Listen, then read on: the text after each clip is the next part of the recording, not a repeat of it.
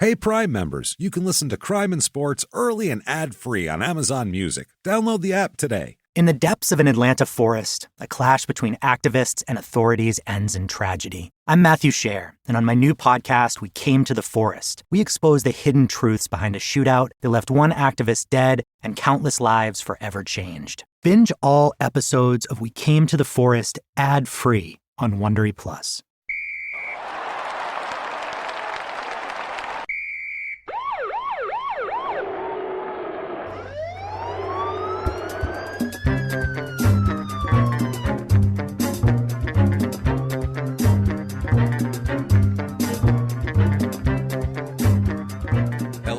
Welcome back to Crime and Sports. Yay! Yay, Jimmy. So warranted this week, the yay. God, do we have scum. My name is James Petrogallo. I'm here with my co-host. I am Jimmy Wisman.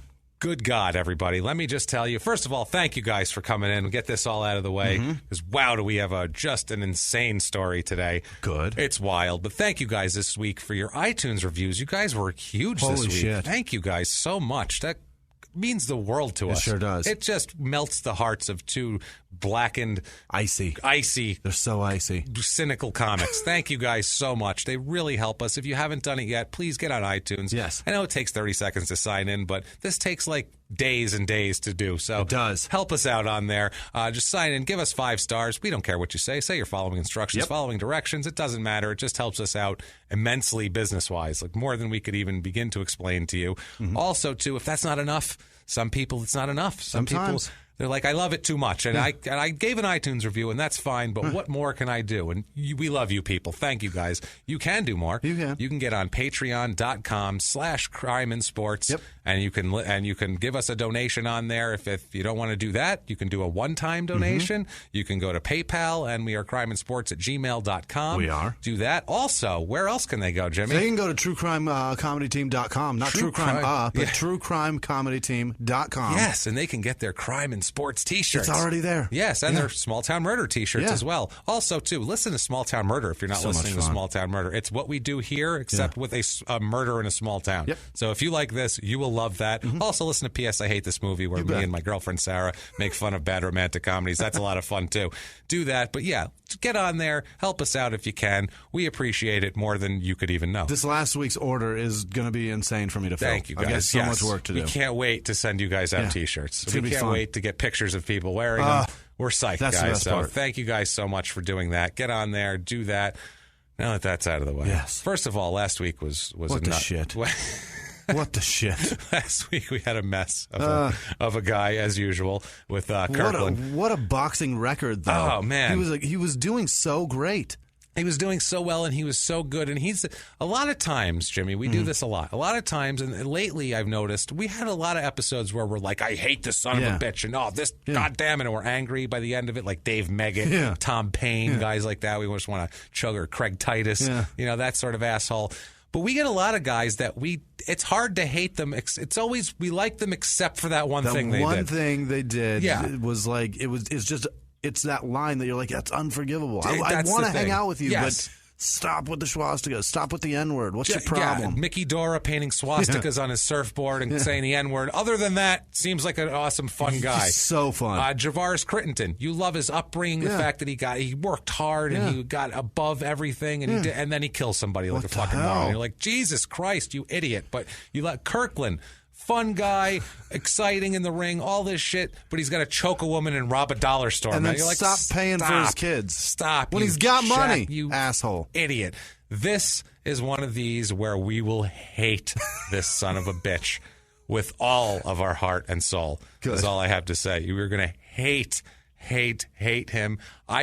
I'm so fucking disgusted and angry with this asshole right now. It's Eugene Zumhofe. Okay. Eugene Otto Zumhofe is his full name. I have no idea who he is, but his name is stupid. Well, his nickname is even stupider. Okay. That's his real name. Zumhofe. And his nickname is Rock and Roll Buck Zumhofe. Jesus. Rock and roll Buck Zumhofe. He hung on to Zumhofe? Zumhofe, he is. Well, this is in Minnesota, so there's a lot of people of that ethnicity. There's a lot of Zumhofes up there? I don't know if there's a lot of Zumhofes. Actually, there's a few, as we're going to get to later on. Relate to all of the Zumhofes in town? But this guy, wow, does he make me angry. Okay. He's a complete asshole, and he's not even good at his job. That's the other thing, too. Ugh. He's shit at what he did.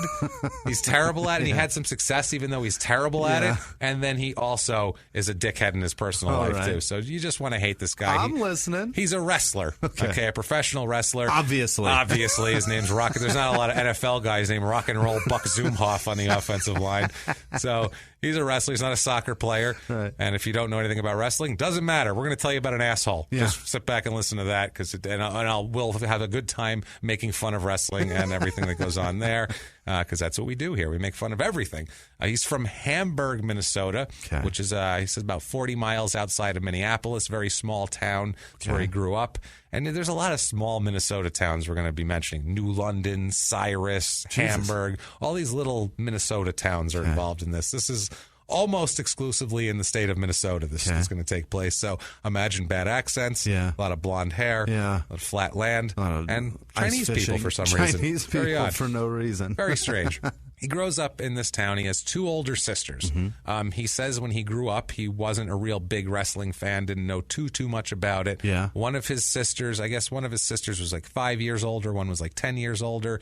And when he was about 10, he had a sister that was 19 or so. Okay. Her boyfriend was very much into wrestling. Yeah. He'd come over and watch wrestling, and he got Buck into wrestling.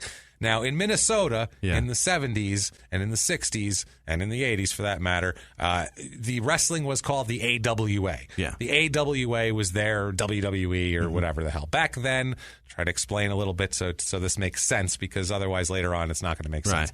Back then, in wrestling, you had territories. Mm-hmm. So right now it's just a WWE, and that's just worldwide. Wrestling. Right. I mean, TNA, I don't even know that still exists. But I don't think it does. Either way, it's national. That's just a national thing. Okay. It's not regional. They go all over the country. Their TV's on everywhere. That's not what it was like back then. Okay. Back then, everything was regional. So you had the WWE, which is the WWF back then, WWF actually in the 70s. Yep. They were in the Northeast. They had Pennsylvania, New York, Connecticut, Massachusetts, the tri-state, that little area down to D.C. Okay. That was their area. That's where their TV shows were on a Saturday morning. The kids would watch, and that's where they'd sell tickets and they'd do their thing. Then you had the NWA, which was down south and national. You had your Portland, and you had your World Class in Texas with the Von Erichs, which we'll also talk about because they're the biggest tragedy. All sorts of suicides and deaths. You've even heard of them, I'm sure. Yeah. And then in the north part of the country, you had Florida, Georgia. There's a million different territories. Memphis, I don't need to get into all of them. Yeah.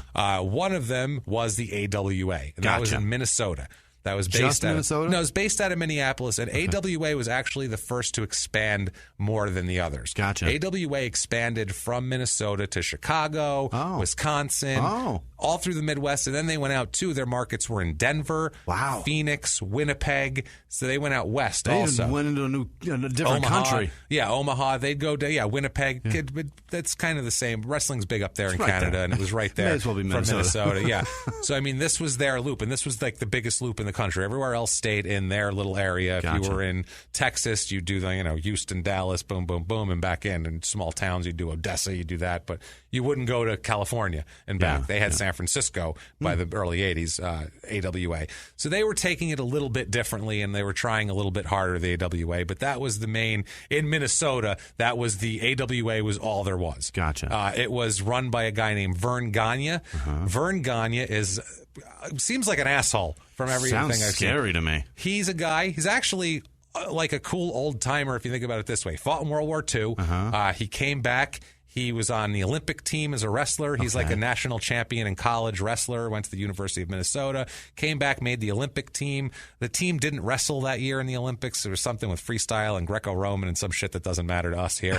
But they didn't wrestle, but he's still an Olympian. He gets drafted by the Green Bay Packers as a football player, too. Wow. He doesn't end up playing football because back then you made nothing playing football, and wrestling was actually very lucrative. Sure. So he went... Still is. Yeah. So he went into professional wrestling instead, became a huge national star in the 50s when, wrestling was on national television on a Saturday night. Yeah. I mean, that was what everyone watched in the 50s. It's so funny. Both my grandfathers, my grandmothers all like wrestling. Really? Because they were around in the 50s. Okay. Anyone who watched TV in the 50s they like wrestling. likes wrestling. That's it's really weird. That was like, it was as big as anything else in the country. It was bigger than football back I have then. to ask my grandparents about that shit. Guarantee you they like wrestling if they grew up, if they were like, whatever, home and hanging out in the 50s. Anyway, Vern Gagne starts the AWA after that in Minnesota. He's the local small town, not small towns, Minneapolis, but he's the local hero up there. He runs this whole thing. This is all this guy sees. And Buck Zumhofe is there. Young Buck. Yeah. At this point, he's just Eugene. Okay. Eugene Zumhofe is seeing all of this. Yeah. A little guy hanging out with his sister's boyfriend, and he sees wrestling for the first time and really enjoys it. His sister's boyfriend takes him to some matches, which really he sees it live. He gets super into it then. Yeah. As you see anything live, you get into it. Of course. And wrestling's one of those things that, I don't know, a lot of people hate wrestling. If you've ever been to a live show, it's impossible to not be entertained by it. It just is. They're going crazy. There's the crowd, everything. You'll get caught up in it. Go to a monster truck event. I guarantee you're like, I'm a redneck now. I just love this. Live like that with like an energy from a crowd with all that, you can get caught up in it, whether you like what's going on or not. So I used to go to all the drag races here when they were here in the wintertime. It's amazing. It's legit fun to go do. Yeah, it's just one of those things. So he goes, and as a kid, you can get hooked on something like that as a kid. I remember I went to Madison Square Garden when I was 9 years old and saw Hulk Hogan. You did? I saw, 1987. So cool. I saw Hulk Hogan versus the One Man Gang, in addition to all sorts of stuff. Me and my cousin Jesse, and we got taken, and it was the fucking greatest thing of my childhood. Like when I was a kid, that was for years, that was like our greatest thing in the world, is we got to see Hulk Hogan fight live and all that. And it got me really into it. Just a few feet away from you. Yeah, and it got me into it. I mean, so cool. I was like, this is so cool. So this is what happens with this guy. He starts watching it from now on. Yeah. As he's a late teenager and a young man, he doesn't go to college or anything because he's a fucking moron, as we'll get into. He's driving a truck, and this was hard because I got this from him, and he talks like an idiot. From what I could gather, it was harder to listen and process what he was saying than it is to dig through public records. It really was. It really was. And going through from courthouse to courthouse documents and try to see through the pay window, try to decipher around that, and that was much easier than listening to this fuckhead talk. It was. Guys, I have a 2-hour interview with this guy, and you don't even know how hard that was to do because I didn't pay for it. Yeah. So it was it's not on YouTube, I'll tell you that much right now. It is not easy to find this entire interview. So I tracked this down, illegally download it, the whole deal. I find this goddamn thing. I'm really into it, and I'm trying to watch this video, and I couldn't get through more than half of it. And I tried a million, and it's not a matter of time or I didn't feel like it. I hate this son of a bitch so much that I can't watch him talk for 2 hours. Awesome. I was doing it in 20-minute increments, and finally I'm like, you know what? I don't give a shit what you have to say. The fucking court documents say it all. Go to hell, asshole. I'm not listening to you anymore. Literally, I'm like, you know what? I don't even want to know what he has to say. I love it. So at this point, old rock and roll Buck, he's not rock and roll yet. Yeah. I don't know if he's Buck yet. Little Eugene. He's apparently, like I said, hard to decipher, but he's driving a truck, from what I can gather here. He's driving a truck from construction site to construction site, collecting scrap. And like cleaning up the scrap and taking it away. And selling I assume to sell the scrap for whatever. He's essentially a meth head minus meth at this point. That's pretty much it. And he's like doing some schlep work around the sites and that sort of thing. So shitty. But I mean, he's like a 19-year-old kid in Minnesota in the 70s. I mean, that sounds miserable. Scrapping to get by. Literally scrapping to get by. Literally. Metal scrapping to get by. That's insane. So he's sitting there. It's about 1974. Yeah. He's watching television. Yep. He's watching the AWA. He's watching wrestling, right? He's sitting there in his Minnesota shithole town. Who's this guy? And, well, I don't know who he likes or who he's into, but he sees an ad. Mm-hmm. Back then, what they would do, they'd have ads, and this one ad, well, they always have ads, but one ad specifically was for the AWA Wrestling Training Camp. He sees Vern Gagne on television, who's the owner of the AWA, and we talked about, says, do you think you have what it takes to be a wrestler? Oh, God. You call this number and come on down to Minneapolis Boxing and Wrestling Club, because that was the official name of the company, and we'll get you, blah, blah, blah. So he calls up, and he calls up the office, and he finds out where to go, and he goes to this wrestling camp. Okay, now, this wrestling camp It's the AWA wrestling camp. He calls in October 1973. Yeah. Okay. He finds himself someone to take over his truck route so he can go to camp. And he's planning on going to camp. And the way he's looking at it, he's just like, he's saying, okay, I'm going to go be a wrestler. I'll go to this camp. And then, it's on TV Saturday night. So then I'll drive my truck during the week and I'll make $50 extra on a Saturday night. And that'll be fun. I'll be on TV. I'll get girls. Shit, this is a good deal, right? Wasn't exactly like that, though. No. You got to work every damn day. You got to work every day. It's a different thing. He just didn't know how it worked. He arrives in the camp at 73. Only a couple weeks left. They did a 6-week camp. He arrives in with only a couple weeks left. Found out a little late. I assume they took him in just to see if it was worth telling him to come back, sort of thing. Because in addition to you paying to go to the camp to train, he was actually Vern Gagne trying to find guys he could use. Like, he wasn't just trying to rip people off. Although he would, because he then demands 10% of all their future bookings. Yeah. All their future bookings forever. Everybody told him, go fuck yourself, and left and never gave him a dime. Good. Because why would they give him a dime? These camps are insane. The balls. Yeah. The fucking balls to tell somebody, I'm going to teach you how to wrestle, but forever you're going to pay me 10%. You're going to pay me 10%. That's why Vern Gagne is an asshole. Yeah, Vern Gagne is one of these guys that just sits back with his Minnesota accent and goes, hey, everybody thinks I'm a nice guy. Like, that's the type of guy. So you're going to pay me 10%, hey, right? 10% there. Let me tell you something. That's just how he talks, too. Unbelievable. He's the worst. He was a wrestler, too. He was champ forever there. He's a 50-year-old. He always looks 50 and paunchy and bald as fuck. Homer Simpson bald. And he was the champion. Wow. It's like, you're an old man. Right. Bald old man with skinny legs. You shouldn't be the champion. But he'd be the champion up there for years. He's real life Homer Simpson just winning wrestling matches. It's his belt. Right. So he wins. That's I made it. I win. That's it. These camps would and I found a lot of this out from Ric Flair's writings. Yeah. And we all know who Ric Flair is. I hope even if you're not a wrestling fan, you know who Ric Flair is. But these camps were in a barn in Minnesota in the winter. Okay. Barn not completely enclosed. Yeah. There was gaps in the boards. Yeah. So there's a Minnesota. draft. Yeah. Right. Minnesota winter. If you're from another country, you don't know. This is extreme below zero shit. This is Arctic death weather. This is This is Canada South. This is not good at all. It would be disgusting.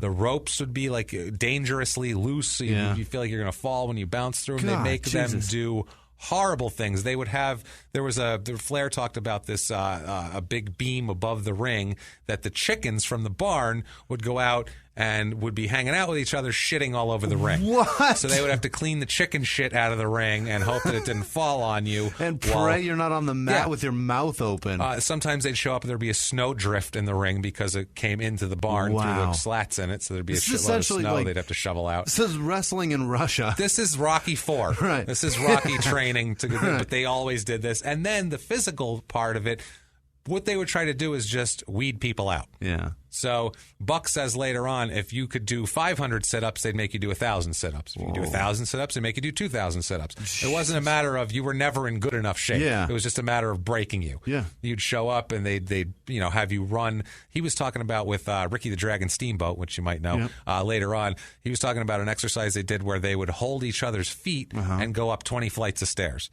Like, 20 stories of stairs and then back down the stairs. Back down. Like wheelbarrow? Like wheelbarrow. Hold your feet. You climb up with your hands. Shit. You climb down with your 20 hands. 20 stories? 20 stories they do this for. That's insane. But this is the type of thing. They'd make them run. They'd do 10-mile runs through the fucking snow and everything. And then when they were done with all of that, then they go wrestle. Time to get in the ring. And then they'd kick the shit out of you because you couldn't even lift your arms.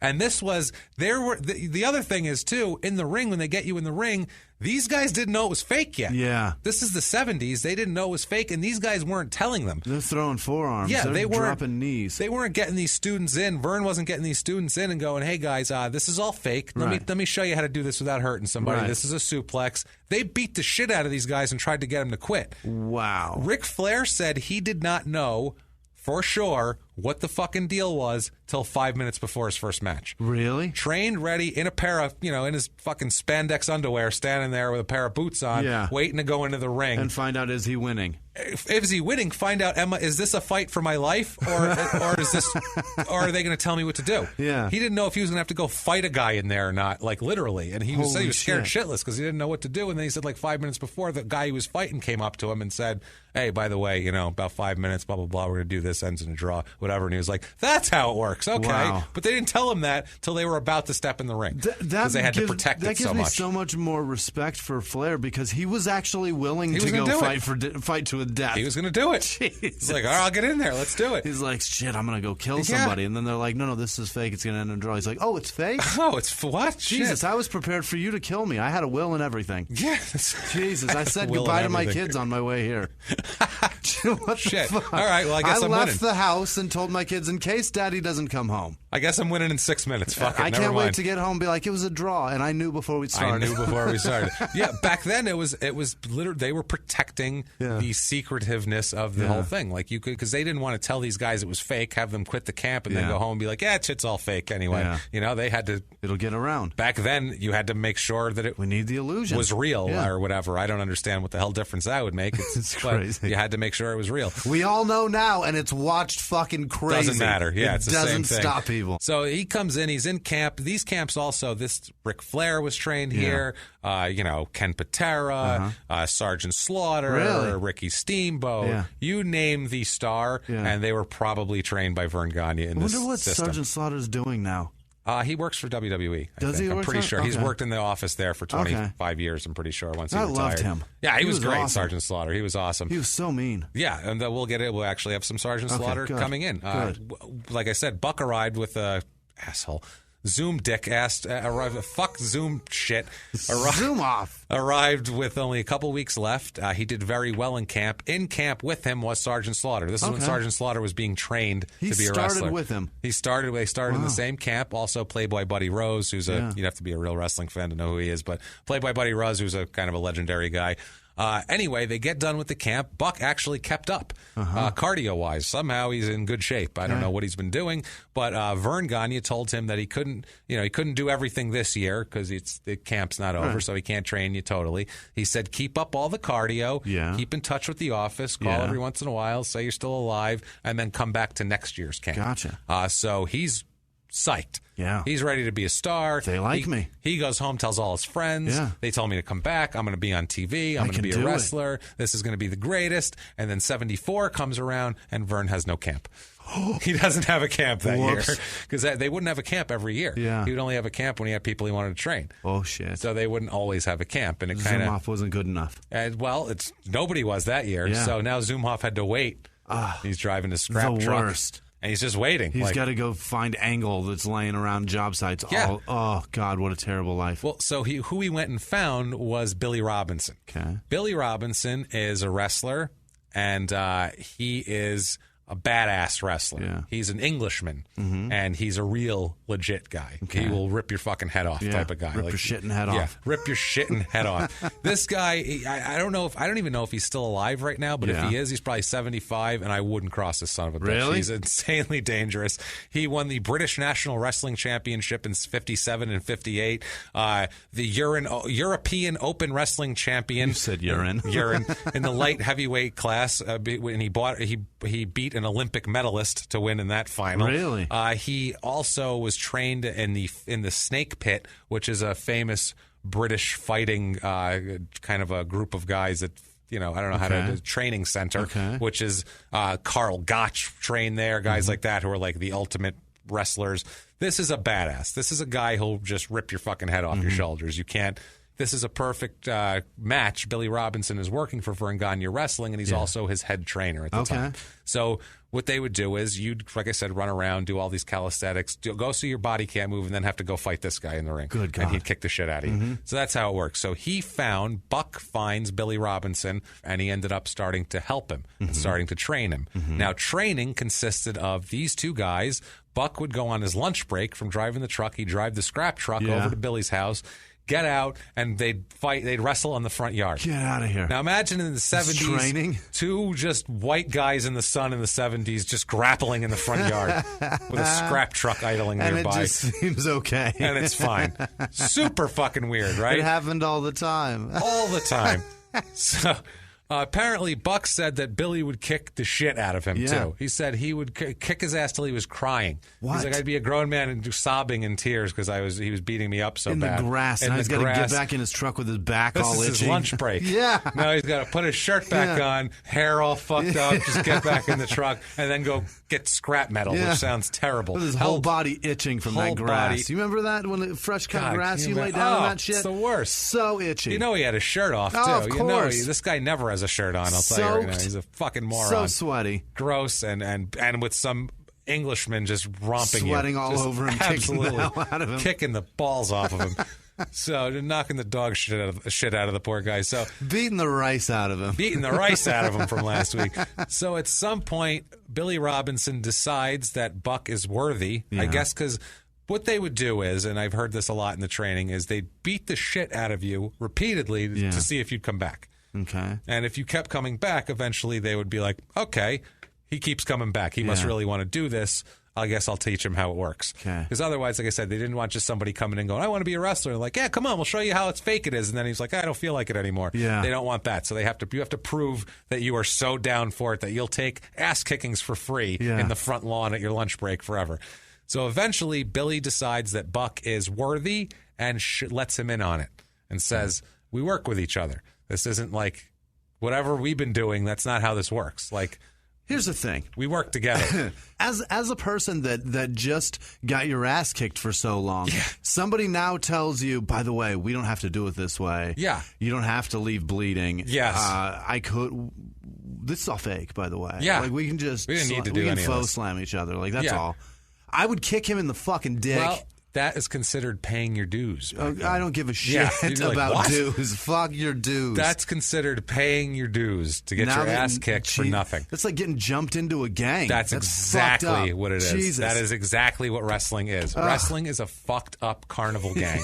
It's a gang of carnies. And they beat the shit out of you and then phony it up later. And back then, that's exactly what it was, because they would travel around and they'd pretend to fight for money and try to make a finish so people want to see the next one more. It's a complete... We're hustling the audience. Yeah, if UFC is real now, it won't be for very long. We'll put it that way. It will not be real for much longer. It won't.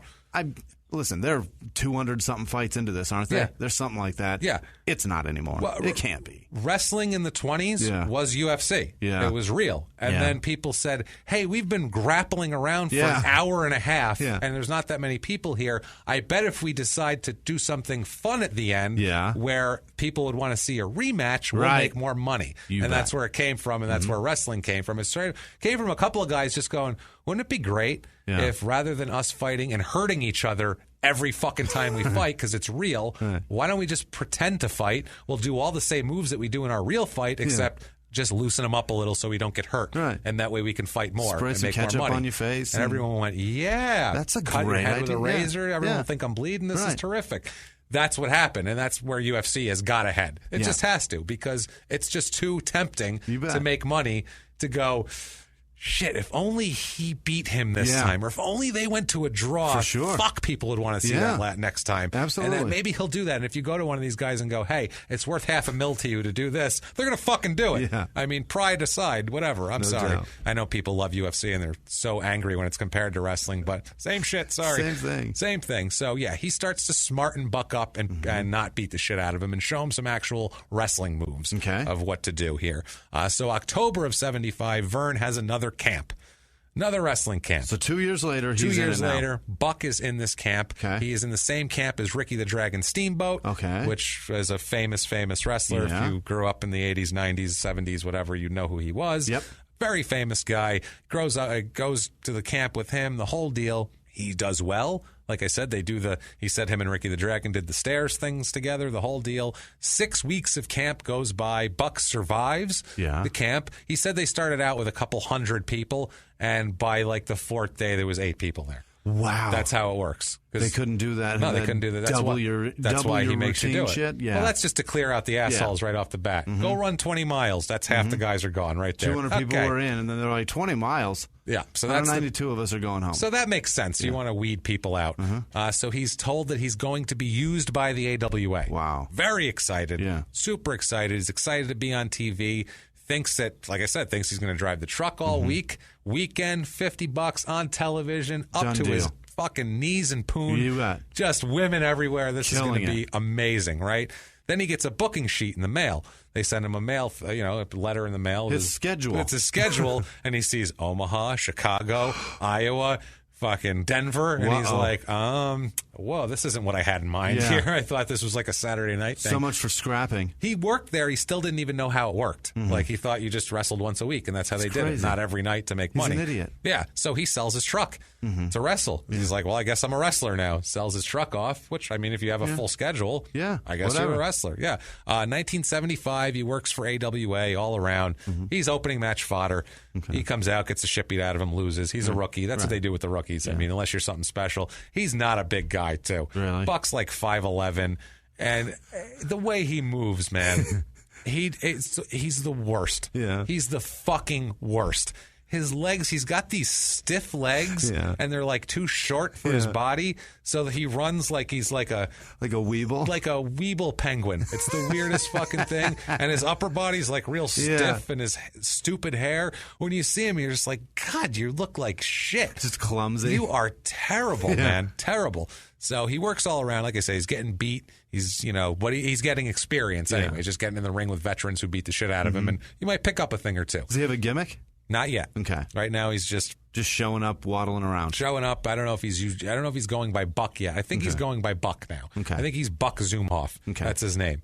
That's his wrestling name. Buck Zumhofe, who loses all the time. Yeah. So 76 comes around. Vern Gagne tells him, you need to get out of here. Yeah. This is what you did back then. You'd work a territory for a year, and then everybody gets sick of you. There's not much more they could do with you, so they'd ship you around. You'd go to another territory, and then the next year you'd loop back in there when the people were ready to see you again because they haven't seen you. This is why the WWE is hard now, because they don't have anywhere to send anybody. So somebody comes in, they're just there forever until everyone's sick of them, and then they're just fired.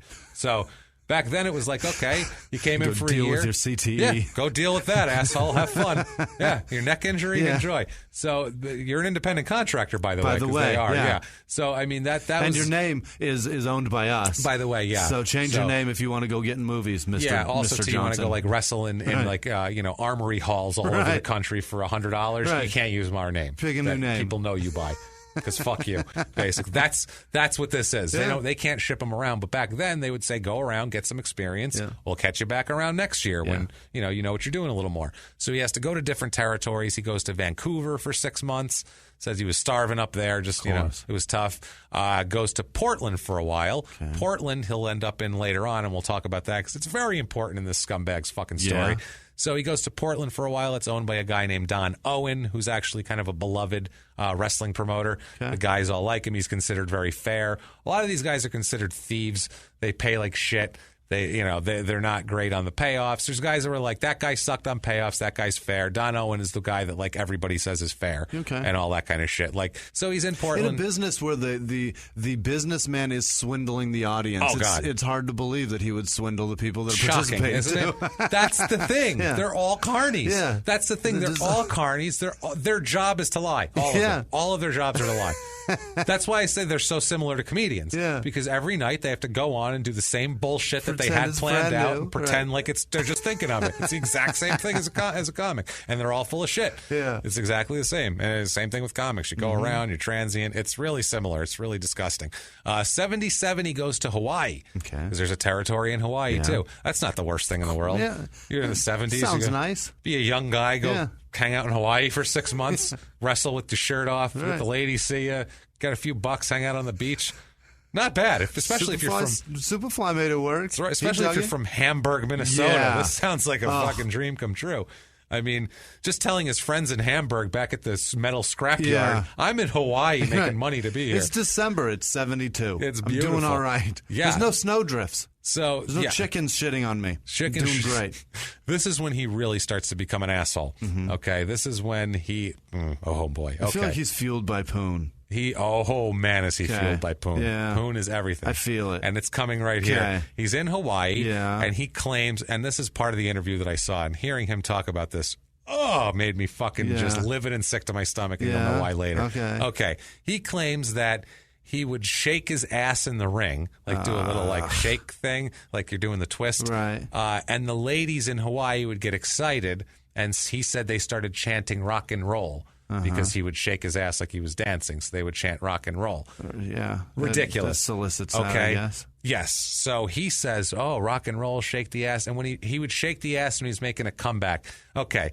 Anybody who's seen a Hulk Hogan match or anything knows the Hulk up when he's getting beat, and then he stops. The guy's still trying to beat him, but he's shaking and nothing's affecting him. And he's coming back. He's hulking up. And, Wahoo McDaniel had his thing where like the Indians would start doing the Indian war dance and the guys would hit him and it didn't affect him. This was his Hulk up, shaking his ass. Oh boy. He said, I'll shake my ass, and they love it. It's the best, right? Yeah. So he said they started chanting rock and roll. Fall of 77, he goes back home to Minnesota and has quote, the rock and roll suit made. Oh boy. Okay. This rock and roll suit, I showed Jimmy a picture of this. Suit is a jumpsuit. Yep. It is a V-neck, but it's not a V-neck. No, it's a V crotch. Yeah. It's a V. Your balls are almost out. It's a V that goes to the belly button. Yeah, it's a David Lee Roth. It's super. Yeah. It's a that's one. What I guarantee that's where he fucking found the idea. Well, shit, this was 77. Yeah. This is before David Lee Roth was anywhere. No shit. This was more of a disco suit, though. Did fucking David Lee Roth rip it from him? Maybe he ripped it from rock and find out where David Lee Roth is from. If he's from Minnesota, I don't fucking trust him because he's seen this asshole.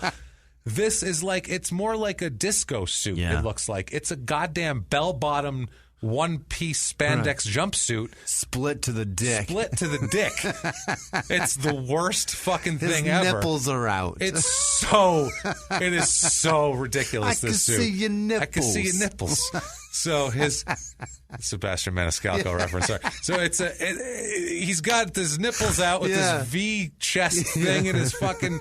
He looks like an asshole in this outfit. A complete, but he thinks it's great. But it's got frills on the shoulders. Oh, it's looking great, man. I mean, he has a few of them too. He has them made. It's got like the Native American boot with like the frills at the top of the boot, like the Native. Sometimes the Ultimate Warrior wore those with the frills. He just had he had like the calf bands. And he had like what you put on a little girl's handlebars on a bike. He had, that's like, what's on the top of this fuck's shoulders. Yeah, he had that. He had all different ones. The one I showed you was a very specific one. That one's ridiculous. So he makes this ridiculous rock and roll suit, as he called, and he said it like, "That's when I made the rock and roll suit." Like everyone's gonna go, "Oh, the origin! Oh my god, the origin!" Now I know. He just gave us something. He told us about the suit. He said it. Oh my god, he gave us a fucking secret. Idiot. This guy's a fucking asshole. Fucking jerk. So 1978, he goes and works for Portland again, goes back to Don Owen. He'll be in and out of there, goes to St. Louis for a few shots down there, which I think it was Sam Muchnick that ran that. They go there. NWA all around the country. Does some shots in the AWA, just going around getting experience. This is what you did as a young wrestler back then. This is why wrestlers suck now, because they can't go around and do this. Right. Before all the guys in the 80s that you saw on TV, the 90s, like when you saw Hulk Hogan, Hulk Hogan had been a wrestler for fucking 7 years already. By the time he was famous and with WWE, he was exhausted. He was already 8 years in and super experienced. These guys now, it's like, well, he got out of camp last week, so I'm sure he'll be good. And it's like, no wonder why they suck. Anyway, moving on. So he's there. He's saying in the late 70s here, he's making about $320 a week. Okay. And he said that was plenty of money in the late 70s. Really? Said plenty of money. That's enough money to make the rock and roll suit? That's what I was thinking. Like, he had to save up for that rock and roll suit. It doesn't look cheap, but he had a few of them made. 79, he's in AWA a lot. To have it made, James. Yeah, he had it made. He didn't walk into a this is not off the rack. And just piece some shit together and be like, Mom, sew these together. He said, make that V lower. You betcha. Lower. Yeah. Keep going, pal. I want some nut cleavage Don't out. stop till you see pubes. That's what I'm telling you right now. Just keep it going. Don't stop till there's a bit of bushel. Unreal. So 79. Cut it further. He's got a bit of bushel hanging out in 79. His nipples are showing. His nipples are showing. He's in Portland. He's in Hawaii most of the year, that sort of thing. So he was doing fine a little bit in the AWA. Spring of 1980, he comes back to the AWA to work full-time. This is when Vern says, and this is kind of what Vern would do, too, after a while. He would have a guy, let him get experience, and then he would take a guy and have him forever. Yeah. Nick Bockwinkel worked there for 30 years, for Christ's sake. Guys like that worked there forever. He tried to marry wrestlers off to his daughters. Really? Oh, yeah. He tried to marry one of his daughters off to Hulk Hogan when Hulk Hogan was there. And Hulk was having nothing? Hulk said it. The funny thing is, the quote of it's so funny. Hulk said that she had a great body, but her face looked just like Vern's son, Greg. Which Greg Gagne kind of looks like. I don't know how to describe him. He kind of looks like maybe like if you had like a Greg Brady Greg kind Gagne? of a little bit. No, Does he look like him? He kind of looks like Greg Brady a little bit. Yeah, like Greg Gagne. The picture. The picture. He looked kind of fucking. That's kind of yeah. He looks kind of like that. He's got he has the worst physique I've ever seen in wrestling. He just looks like an accountant that's never been in the gym. And they just stick him out there. Yeah, very similar. There you go wrestle. Bright white. He takes his shirt off and he's fighting people. You're like, that's not great. Hilarious. So anyway, same name, had the same body. That's same shit. So yeah, he comes back. Now he wants to hold on to people for a while. Mm-hmm. So he's going to use Buck, and he tells, all right, Buck, you're going to be one of my guys. I'm going to use you a lot. Mm-hmm. I don't want you traveling around as much, blah, blah, blah. So Buck says, all right, I got this gimmick to tell you about. Yeah. This is my whole rock and roll thing here. And he tells him about the jumpsuit and another piece of equipment that he's going to come up with in a second, another prop. We have, in their own words here, in their own words on selling Vern Gagne this gimmick, in their own words, quote, I went to Vern Gagne and I said, Vern, I'm the rock and roll guy. He looked at me and said, you're nuts. I said, no, I do the shaking and the people love it. He said, I'd never heard of it. So I had to explain to him that when Wahoo McDaniels gets in a pinch, he does the woohoo with the mouth, racist kid thing. Right. Yeah. The and FSU chopped. Yeah. Bullshit. And when I get in a pinch, I go rock and roll and shake his ass. Yeah. He kind of rolled his eyes and said, okay, whatever, you got a deal. So he's like, whatever, I don't give a shit. Sure. Sounds fine. That sounds stupid, but fine. Go nuts. So, in addition... Sounds stupid, but we're faking it, whatever. Yeah, who gives a shit? Right. Get out there and run around like an asshole, do whatever you want. So, this asshole, at this point here, he decides to pick up another piece of equipment as a prop. Okay. In addition to his crotch suit. He needs more rock and roll. More rock and roll. So, what does he decide is more rock and roll? But a giant boombox. The big silver one. I showed you in the picture. A big giant silver. The one that he held up at bigger than that.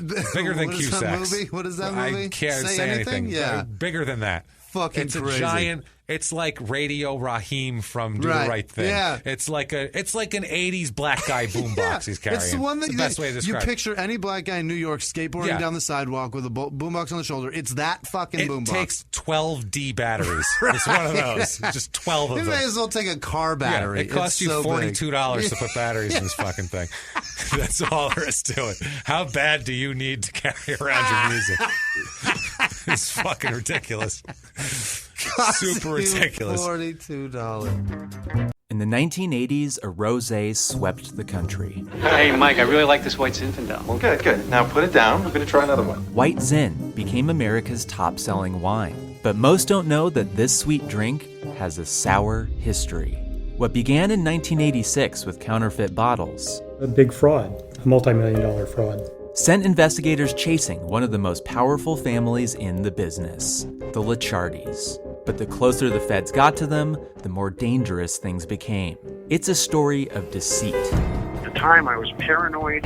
Threats. You touch my kids, I will kill you. And murder.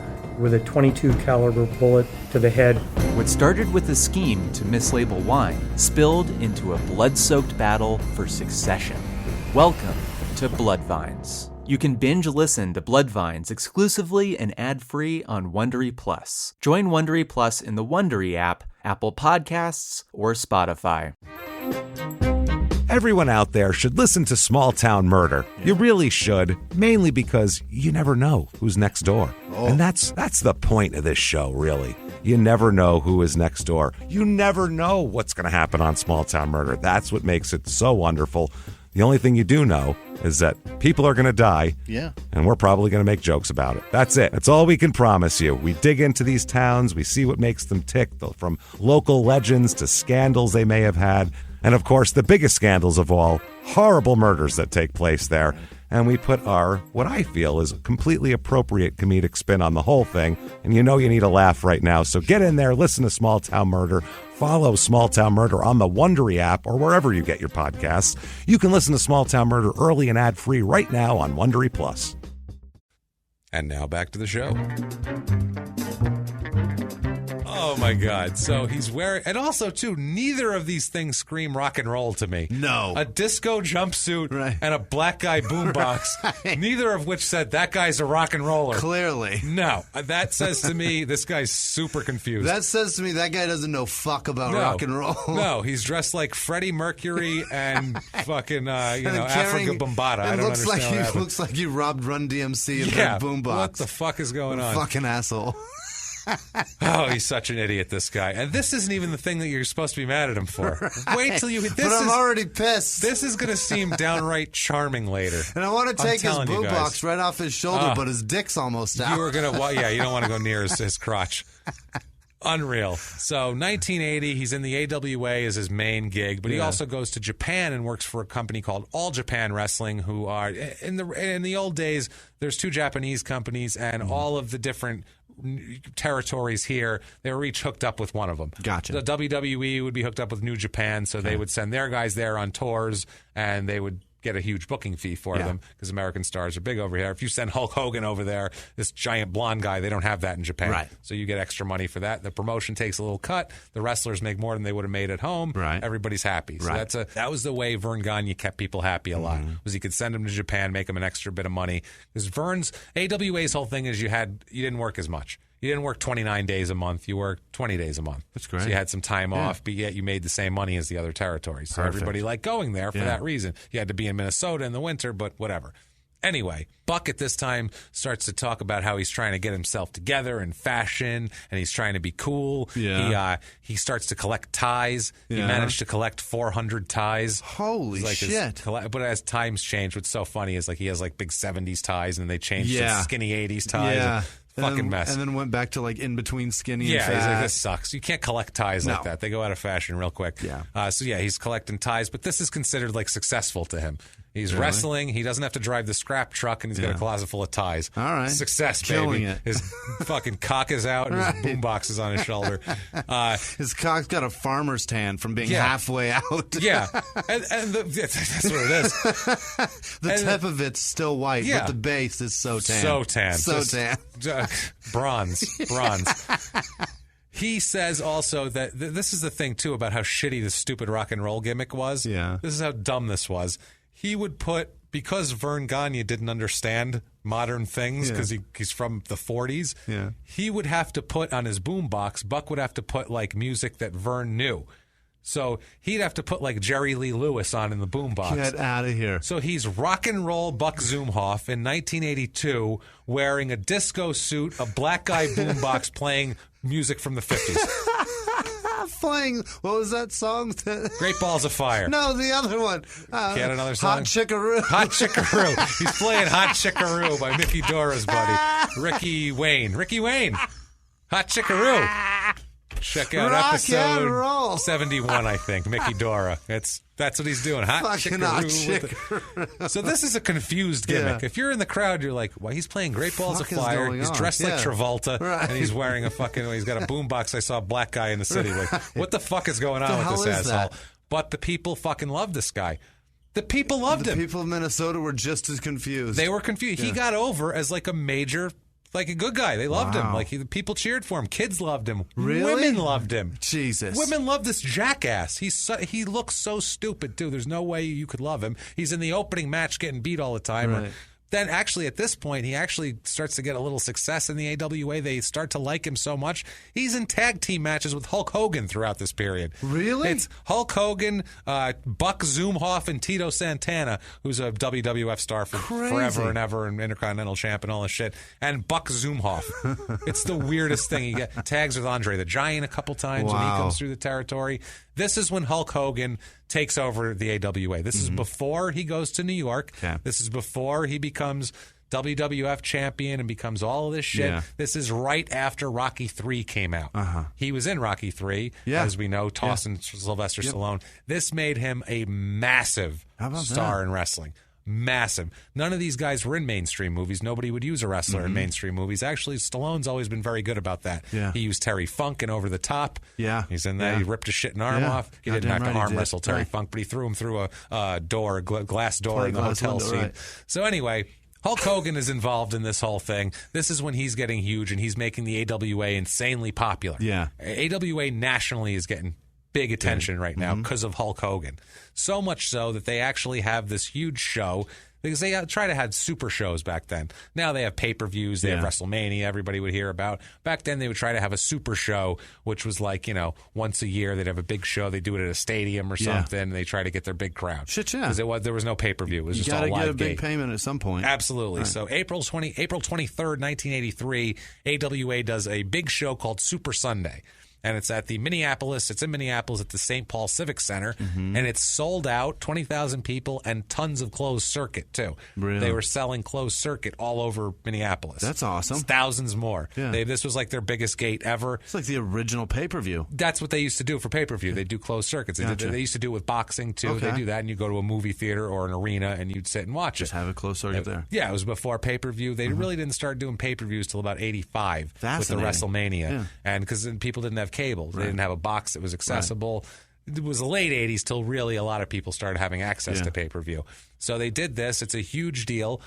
This also has this match, the culmination, the main event is Hulk Hogan versus Nick Bockwinkel. And this is Hulk Hogan trying to get the championship. And it's like this huge culmination. They doubled the ticket prices for this because they've been waiting for it for so fucking long. Is this his first championship? This is for trying to get his first one in AWA before he went to WWF and all that stuff and beat the Iron Sheik and slammed Andre the Giant and did whatever. Became what he is now. Right. On this card, Buck is here.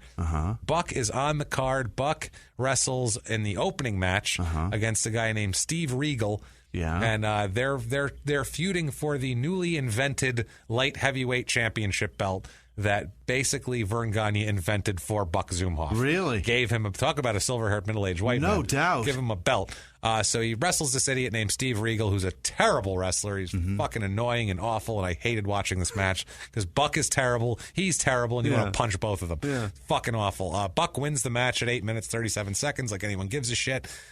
So June 19th, 1983, it's a couple months later, they have Buck win the AWA light heavyweight title. So this asshole adds a belt to his what the fuck? To his outfit. Now he's got a stupid jumpsuit, a dumb shit boombox, and a belt. And it's all covers legit. His dick. Yeah. It's all legitimized at this point because of that. Maybe they just gave him the belt to cover up the top of his dick from that's what it is. Crotch pants. Look, your farmer's tan dick is out. It's out, dude. We can't have this shit.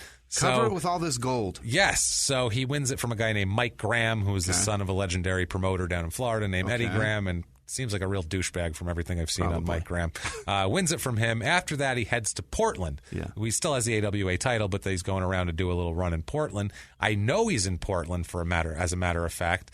I know for a fact that he's in Portland in late summer of 83 because of something that happens in May of 84. You can do the math there and figure out exactly what that is. So I'm positive he's there for the summer of 83, at least September-ish, we'll say. Somewhere around there. Absolutely. 1984, he works more in the AWA, remains champion through 84. Goes to Central States, which is Kansas City, which is like the worst, known as the worst territory in the history of wrestling. Everybody hated it.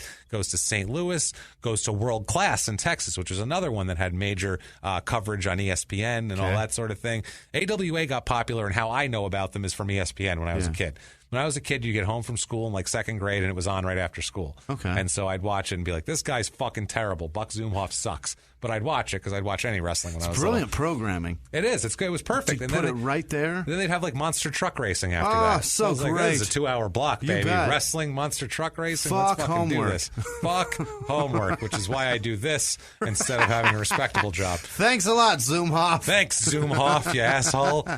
So he's in Portland. Like I said then, he's back in 84, AWA, World Class. World Class is where the Von Erichs are from, which is the most tragic story in the history of wrestling. Horrible. Have you heard anything about the Von Erichs? I believe through you. Okay, probably through this. Yeah. The Von Erichs are a family of wrestlers. Fritz Von Erich is their Vern Gagne. Yeah. Guy who came back and started a territory in the 50s when everybody else did. He had a Nazi gimmick where he would... Yes, brilliant. There was a lot of those, by the way, Nazi gimmicks where you were the bad guy because you would literally have an iron cross on your cape. Who's the most hated people in history? In the 50s, especially. And you goose step around the ring for a bunch of guys who just fought in World War II 10 years ago that want to kill you. So like, fuck that guy. Yeah. Fritz has a bunch of sons, and all of them die except one of them. I think he has 6 sons. Yeah. They're all fucking dead. Mm-hmm. One dies as a little kid. One has like a drug overdose or a stomach problem in Japan. God, and Jesus. 3 of them kill themselves. Yeah. I think 3 of them, Mike, Kerry, and one of the others. Yes, I do themselves. remember this story. Yeah, and there's one guy left. Kerry was in the WWF for a while. He was the Texas Tornado, which he was the Intercontinental Champion for a while. He blew his brains out with his father's gun in the woods because he was going to have to go to jail for prescription fraud. Jesus. Because he was a hardcore drug addict. Yeah, because of what they were all what hardcore they're drug put through addicts. in this fucking. They were. I have a great Vern for you, by the way, later on. Remind me to fill you in on the demise of Vern Gagne at the end of the story. Because it's funny as shit. All right. Actually. Good. This guy's dementia is hilarious. Really? Oh, it's the best. I'll just tell you dementia? now. No. He died. He was in an old folks home, and he had Alzheimer's, and it was dementia, and he's like 85 years old. Yeah.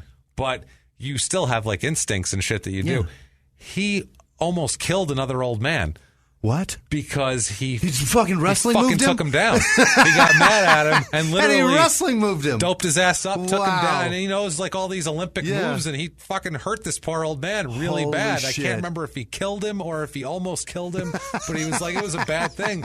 But they couldn't like bring him away. He was like 85 years old and didn't know his ass from his elbow, so he didn't know. He was just like, he wanted to get in a ring with me, and they were like, I think he's out of it. Let's just put him back in his room. Let's just give him extra. Let's just put him back in his cage and give him some new pudding. Extra medicine. Yeah. He'll be okay.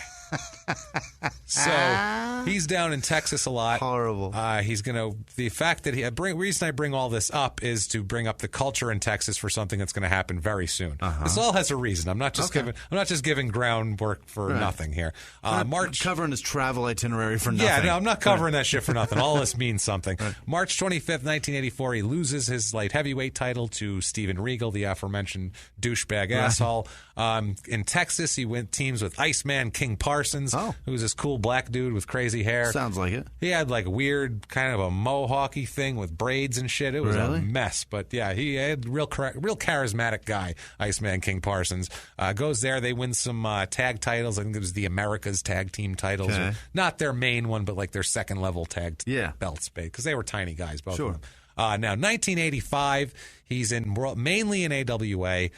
Pretty much. He also goes to World Class down in Texas and goes to Jim Crockett, which is in North Carolina, which is where Ric Flair and all those guys are. Also in Continental, which I believe is the shithole Alabama territory. So now 1985, he's mainly in the AWA. He's also in Texas, goes down World Class a little bit again. Yeah. Jim Crockett, like I said, Continental. He's not in AWA for some reason. On September 28th, 1985, they have a huge card in Comiskey Park, the baseball stadium in Chicago where the White Sox play. It's Super Clash is the name of it, and it's a bunch of guys from different... That sounds awesome. It's cool. Like, they have the Texas guys, they have the, different organizations. They all kind of come together. This is an attempt to fight Vince McMahon off. This is Vince McMahon did WrestleMania in April of March of 85. WrestleMania, that sounds stupid. And Super it was a Clash. Huge hit. Fuck yeah. And they went, oh, fuck. That's what we've got to do. They said, literally, we need to do a big show because he had Mr. T on and it was a huge deal. Yeah. This show here, all the other promoters said, okay, we need to get together and join forces to compete with that asshole because let's Voltron this. Yeah, because he's taking all his guys. Yeah. This is when Vince McMahon came in. This is when the AWA is on the downslope. Super Sunday was grace. Yeah. 1983, that's grace for Buck Zumhofe. Really? That's grace for the AWA. Okay. That is grace. All right. Top of the mountain. After that, Vince McMahon comes in, steals everybody. Shit. Everybody worth stealing. Takes Hulk Hogan. Takes Bobby the Brain Heenan. Takes Sergeant Slaughter. Mean Gene Okerlund. Yeah. No, Slaughter was already up into WWF. He was already up there? Yeah. He had been in there in 81, 82 fighting Patterson and doing a bunch of shit. Steamboat went to Mid-Atlantic. He was in with Crockett and those guys. Jesus. But Iron Sheik... Anybody that had a great and gimmick. Worth the shit. And Sheik, worth the shit. like I said, Iron Sheik, Hulk Hogan, all these guys. Iron Sheik, that gimmick is so fucking good that he He's still runs it, and he doesn't even wrestle. He's still got it on Twitter. Yeah. It's But, crazy. I mean, to steal Hulk Hogan and to steal these guys was a huge, big deal. And to steal Mean Gene Okerlund. What kind of money must it have been? Oh, it was huge. It was big money. It was big money. Yeah, for then. I mean, it's he's a not guarantee making... you're going to be a fucking household name forever. Yeah, I'm going to take you, and he told Hulk Hogan too. I'm going to take you to New York, and you're going to be the star. Yeah. You're going to be my guy. Your daughter's going to have a pop fucking career, even though she has no talent. She has nothing. You can push out a talentless Your child. Your son's going to kill somebody. It won't even matter. I was going to say your daughter could have your children could be talentless and murdering, and it doesn't even fucking matter. Doesn't matter. Still going to be everybody's going to beloved. love you. No problem. So that's what happened. He stole them. He stole Bobby the Brain Heenan. These are all huge cogs. Basically just destroyed Vern's business. I mean, fucking ravaged it, losing all those guys. It was terrible. So they're trying to put something together with the remaining people who are left on all these other territories. Yeah. They have Super Clash in 85. For some reason, Buck is not on the card. I don't know where the hell he is, but you'd think he would want to be there for a big show like that. Probably made a few extra bucks. November 28th, 1985, he wins the title back from Steve Regal, the light heavyweight title of the AWA. He talks a lot in this time about ribs, about jokes they play on each other in wrestling. They call ribs. Yeah. And I was like, what? There's a lot of fucked up ones. Gets a little hungry, does he? Yeah, no, he's like, I like ribs a lot.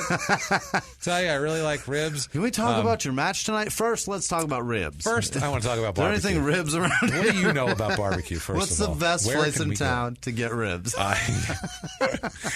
He tells a story about Kurt Hennig. You guys know Kurt Hennig. Yeah. He's Mr. Perfect. Yeah. He was for a long time. That's where he started out, was the AWA. His dad is Larry the Axe Hennig, who was one of the biggest stars in the AWA. Okay. And he's a second-generation guy, and he started out there, and he was actually there until 1988. He stayed. He is the biggest joke player in wrestling history. Really? One of, considered. Yeah, he loves to fuck with people. Okay. And I guess he would fuck with Buck quite a bit because he fucked with everybody. Buck is stupid and he'd thought see him that with outfit was and he'd be good. like, look at this fucking jackass. This fucking idiot. That's Jesus, a rube. They gave him a belt? Yeah. The fucking moron.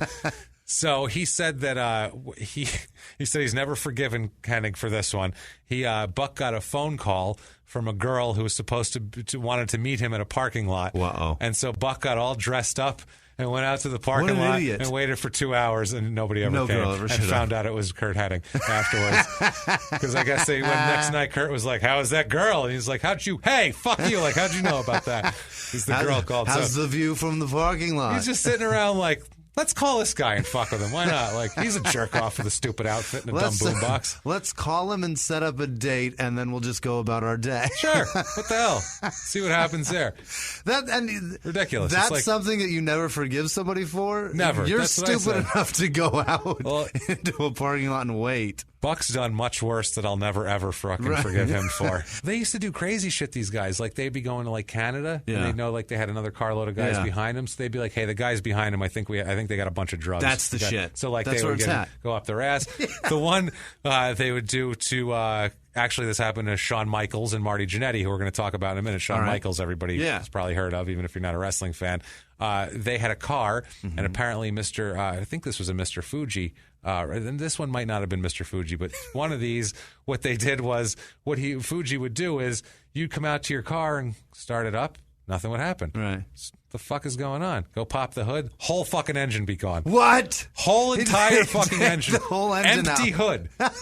Not a spark plug, whole engine, empty hood. He didn't take the coil wire. No. He took a whole 440 out of a truck. And they'd sit there and go, what the fuck are we going to do now? And they'd sit there, and then Fuji would have somebody come and put it back. He would pay for it. What? That's an expensive prank. It is, but he would do it on purpose. Hilarious. He's the guy, I think I told the story last time, where he's a Japanese guy, Fuji, or he'd play a Japanese manager, and whenever anybody come in from Japan, they'd stick him with him as like, you take care of him and translate for him and shit like that. He took the guy, the arena was 20 minutes from his house. He took him on a fucking 6-hour journey, made the guy drive and was like, it's a long trip, go this way. 6 hours. They finally get to the arena. They wrestle. And Fuji's like, I'll drive home. 20 minutes. They pull into the driveway. And the guy's like, what the fuck? That's a prank. We drove for 6 fucking hours. That's a solid prank. But the fact that this guy would sit in the car too for 6 hours just to play a trick on this guy. He's willing to fuck his whole day just to fuck to fuck with this guy. It's incredible. Incredible. So that's amazing. Unreal. So April 20th, 1986 is a card called Wrestle Rock. Mm-hmm. Okay. This might be the stupidest thing ever. It's in the Metrodome, the Hubert H. Humphrey Metrodome, where the Twins and the Vikings played forever before they finally knocked that shithole to the fucking earth because it's a dump. They promote this just insanely heavy. That's all they talk about for fucking months. What's their stadium now? I don't know what it's for some corporate. Who the fuck knows? I don't know. Right. Corporate. I think it's Target Field. I think it's Target because Target's based in Minneapolis. Okay. So this is in response to WrestleMania 2, which was a big thing. They did 3 cities and the whole deal. So they decided to have a show at the Hubert H. Humphrey Metrodome called Wrestle Rock. Okay. Now Wrestle Rock. The idea here is the WWF had gone and done. They had rock and wrestling. They were on MTV. Mm-hmm. Hulk Hogan and Piper were on MTV. Cyndi Lauper came out with Wendy Richter to the ring. So mainstream. It got real mainstream. Captain Lou Albano was in one of Cyndi Lauper's videos. Fucking face pierced. Face all pierced up. So they said, well, let's do a show with a rock concert afterwards. Yeah. Let's do that. Yeah. This sounds great. We'll get somebody Mass real appeal. hot. Mass appeal. So they get Waylon Jennings. Jesus. Which that is not in 1986. That's not your guy. That's not your guy. Not exactly your guy. But they keep doing it. This is the last stadium show the AWA will ever have. It's going downhill. Yeah. I believe they get 23,000 people to show up to this show in a 60,000 seat stadium. Yeah. Which, whatever, that's a good gate and all that sort of thing. The stupidest thing about this is the promotion for it. There is a song that they have the wrestlers rap. What? From 1986. No. And it's called the Wrestle Rock Rumble. Oh, Jesus. Do yourself a favor right now. Don't wait. Pause this.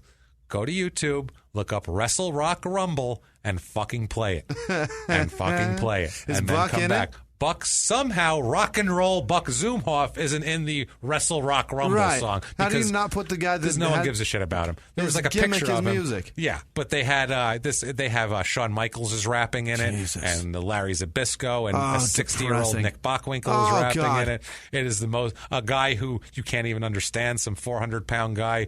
It's Jerry Blackwell. It's fucking so depressing. It's the worst thing you've ever seen. It's 80s outside of a casino in Vegas. It's awesome because they used to tape their TV there. Anyway, look that up. Do yourself a favor. Horrible. Somehow Buck gets no verse. I don't know how. Whatever. He fights a Japanese guy named Tiger Mask, who's a very famous Japanese wrestler. That night, he's beaten by Tiger Mask in 11 minutes. Non-title match. Tiger Mask? Tiger Mask. It came from a cartoon. Okay. There was a cartoon called Tiger Mask, and the Japanese people made a mask and a wrestler out of it. Jesus. And apparently it's still a gimmick to this day. Really? They pass it on.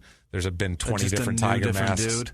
You're Tiger Mask now. It's just a gimmick, not the guy. Yeah. So they get a guy who's about the same size, who does the same moves, and they go, now you're Tiger Mask. Boom. I mean, you could do that with Rey Mysterio. Yeah. You could do that with a lot of different guys. Yeah, he was an amazing wrestler, though. Really? Back in the day, Tiger Mask used to do crazy shit that no one else did. Okay. He'd do moonsaults and crazy shit off the road in the 80s when no one else was doing that. He was the first Rey Mysterio. He was he was the guy that kind of brought that style that people saw it the first time in America was to him when he was fighting Dynamite Kid in Madison Square Garden in the early 80s. It's a long story. Anyway, so 1986, we talk about the Rockers, who are the Midnight Rockers in AWA, who are Shawn Michaels and Marty Jannetty. Mm-hmm. And they were my favorites when I was a little kid, by the way. One of my favorites, because they were a tag team and they fought these other guys who looked like child molesters, a fat guy and a guy who looked like he drove a van very slow without any ice cream in it, put it that way. But that song was going. That song was going. They were managed by Sherry Martel, actually, who you might remember from early 90s WWF, being Scary Sherry, being Macho Man's manager and Ted DiBiase's manager. All right, I got you then. She's a tough broad. Anyway, the Rockers here, Marty Jannetty tells a story about walking in on Buck Zumhofe with 2 girls at the same time. Okay. Right? So someone asked Buck about this in an interview, and he says... Buck was 0-2 open with it. Oh, boy. He said him bragging about women will make you hate him even more. So I got to put it in there. Buck says about this in their own words, quote, "So one of them sucking my dick, right?" he says in their own words, quote, that would have been funny. Well, it was true. What can I say? I mean, it wasn't anything all the boys weren't doing, and I had my girlfriends, and I'm a man. I can talk about this, no problem. I've had dozens of girlfriends. Jesus. So he's just like, girls love me. Yeah. Girls love me. So he takes his beloved by women ass down to Texas in 86 to work for World Class. I know this for a fact because of something that happens there, and let's get into it. Okay. July 1986, Buck is forced to vacate the AWA light heavyweight title because he's not going to be around for a little while, because he's going to be busy because he's arrested for sexual misconduct with a minor in Texas. Fucking minor. I mean, if they're going to do it in a place and do something terrible like that, at least go somewhere where the penalty is fucking stiff. And also, too, this is rumor is that it's a 14 or 15-year-old girl. This is not a 17-year-old girl. This is not she said she was 18 or I thought so. This is 14 or 15. I'm fucking a child. Jesus. So this is while he was holding the title, like I said. He's eventually convicted of 4th-degree sexual assault with a minor with this whole thing. Degrees. Ridiculous. Now, we have some backstory on this whole thing here. This is from a guy named Gary Hart. Gary Hart is an old wrestling manager and just an old, crazy, tough son of a bitch. Yeah. He's this real bald guy, real scary-looking guy. Yeah. And he managed all the bad guys, and he looked like a tough old bastard. He says, quote, and this is about the whole thing with Buck and everything. He says, quote, I don't know if Ken Mantell, who was the world-class booker, didn't know any better about Buck or if he just didn't check people out before he brought them in. But Buck had a predilection for underage girls. Yeesh. After Ken brought Buck in from the AWA, Buck was found with a young girl living in an abandoned farmhouse which had no electricity close to Ken's place in Decatur, and Buck was eventually sent to jail. He had a concubine that was... What? This is the important thing, because this wasn't an incident. Yeah. He didn't go out and think she was older than she was and fuck this girl. He had a sex slave. He fucking took a fucking sex slave into an abandoned... God, imagine being a poor young girl who's 15 fucking years old and you're stuck with this asshole with his ass shaking in his stupid outfit and his fucking boombox in a no electricity abandoned fucking farmhouse in the middle of Texas. Fuck you. This didn't happen overnight. No. This took grooming and effort and lots of words and coaxing to get her to live there for him. Yeah, well, not even, because I think maybe this girl, she's from some small town in Texas in the 80s, and he shows up and he's like, hey, I'm a big time guy and I go all around the country, and you just saw me at the arena and your parents paid $8. Hot chickaroo. Let me play this song for you. Yeah, I've had dozens of girlfriends. Dozens. You know him. He's the girls love him. So one of them sucking my dick, right? Yeah. So what this an asshole, unfucking real with this idiot. I'm just so okay. This is, by the way, this is the least bad thing he'll do. Really? In the rest of the story. This is all downhill from here, and you just want to fucking strangle this asshole. Okay, go on. From now on. Hate him. He's found guilty down there of 4th-degree sexual misconduct. He's sent to jail in late August 1986. But I know for a fact that he must be out by November. Because on November 27th, 1986, he has a match against Blackjack Mulligan. Okay. So I know for a fact he's out wrestling. Yeah. And by the way, do you think there's any penalty back home for this? No. Do you think silver-haired middle-aged Vern is like, glad you're back, could have used you on the tour. Welcome back. Yeah, that's exactly what happened. Jesus. Like it never happened. Soon as he's out, right back in the fucking ring. Horrible. By the way, this was not considered bad back then for the wrestlers. The wrestlers had a thing of, hey man, that's part of the deal. Like you go around, you fuck girls. Sometimes you fuck a child. Sometimes sometimes they're underage, sometimes whatever. Sometimes you find a kid. They brag about how they used to drug women back and this is in the 80s. Jesus. This is guys like Shawn Michaels and shit will talk about this, and like our guys will say about him and they would basically go, this is the Midnight Rockers, the Rockers with Jannetty and Michaels were famous for this. I've heard multiple guys talk about this, where they would give the girls halcyons in their drinks. Yeah. They'd roofie them. Yeah. And then they would take them back to their room, and they would do whatever they wanted with them. Them. And then they would like shave their head and write shit on them in marker and toss them out in the hallway naked. That's what they would do. Pranks on girls that they fucked? Groupies, frat pranks. They would rape her and then torture her. Rape her, then shave half her head, write shit all over her with magic marker, and kick her out. And so she'd wake up naked in the hallway from a drug stupor. Horror written on half my shaven head. Exactly. Wow. That's what these people would do. That's what kind of pieces of shit these guys are. Good dudes. They're good dudes, right? That was considered normal behavior and fine. Chivalry's not dead. Nothing wrong with that whatsoever. That's what I mean. So this is the culture we're in. This isn't like he's going to go home and Vern was like, Buck, this is unacceptable. Yeah. I can't have this. Morally. No, he was like, when can you get in the ring? Because, you've only raped one girl. When are you out at 1, I'll have a match for you by 3. So, yeah, he's back by November 86. No problem. Nobody minds. No one's even, like, making fun of him. No one's like, hey, you're fucking 15-year-old girls. Hey, you kid toucher? Nothing? Nothing. Nothing. Totally fine. Because all of them... They probably fucked 15-year-old girls, too. Just didn't get caught for it. They probably didn't take him to live with them in an abandoned farmhouse like an asshole. Right. Probably, too. Not that I'm telling him, want the guy to get away with it. I don't want to give you a blueprint of how to do it. Let's not, but that's not the way. I'll tell you that right now. 1987, this is the further decline of the AWA. Yeah. They do Super Clash 2. Super Clash 1 was in 85. It was a huge success. Huge. Yeah. So it actually was Super Clash 1. Super Clash 2, not so much. It's at the Cow Palace in San Francisco. It is a 2,800 people show. There are 2,800 people there. That's fantastic. That's terrible. No, I mean, I want that audience as a comic. Comedy. Yeah, that sounds great. But for how big was the venue? You go to a 20,000 seat building or 10,000 seat building and you get 2,800 people. Not good. Not enough. And that's terrible. And I wanted to see this so bad when I was 8 years old. You have no fucking idea. Yeah. This was the big rematch between Kurt Hennig and Nick Bockwinkel was going to take place there. Did you wanted know that to see it so bad. Only you and 2,800 other people wanted to see it? We were the only ones that cared. Absolutely. So this was completely dying, the AWA. Yeah. Buck wrestles on that card. It was so sad, too. There's just all these empty seats. It's quiet. Yeah. It's so weird. Buck wrestles Sheik Adnan El-Kaisi, who's a fucking manager.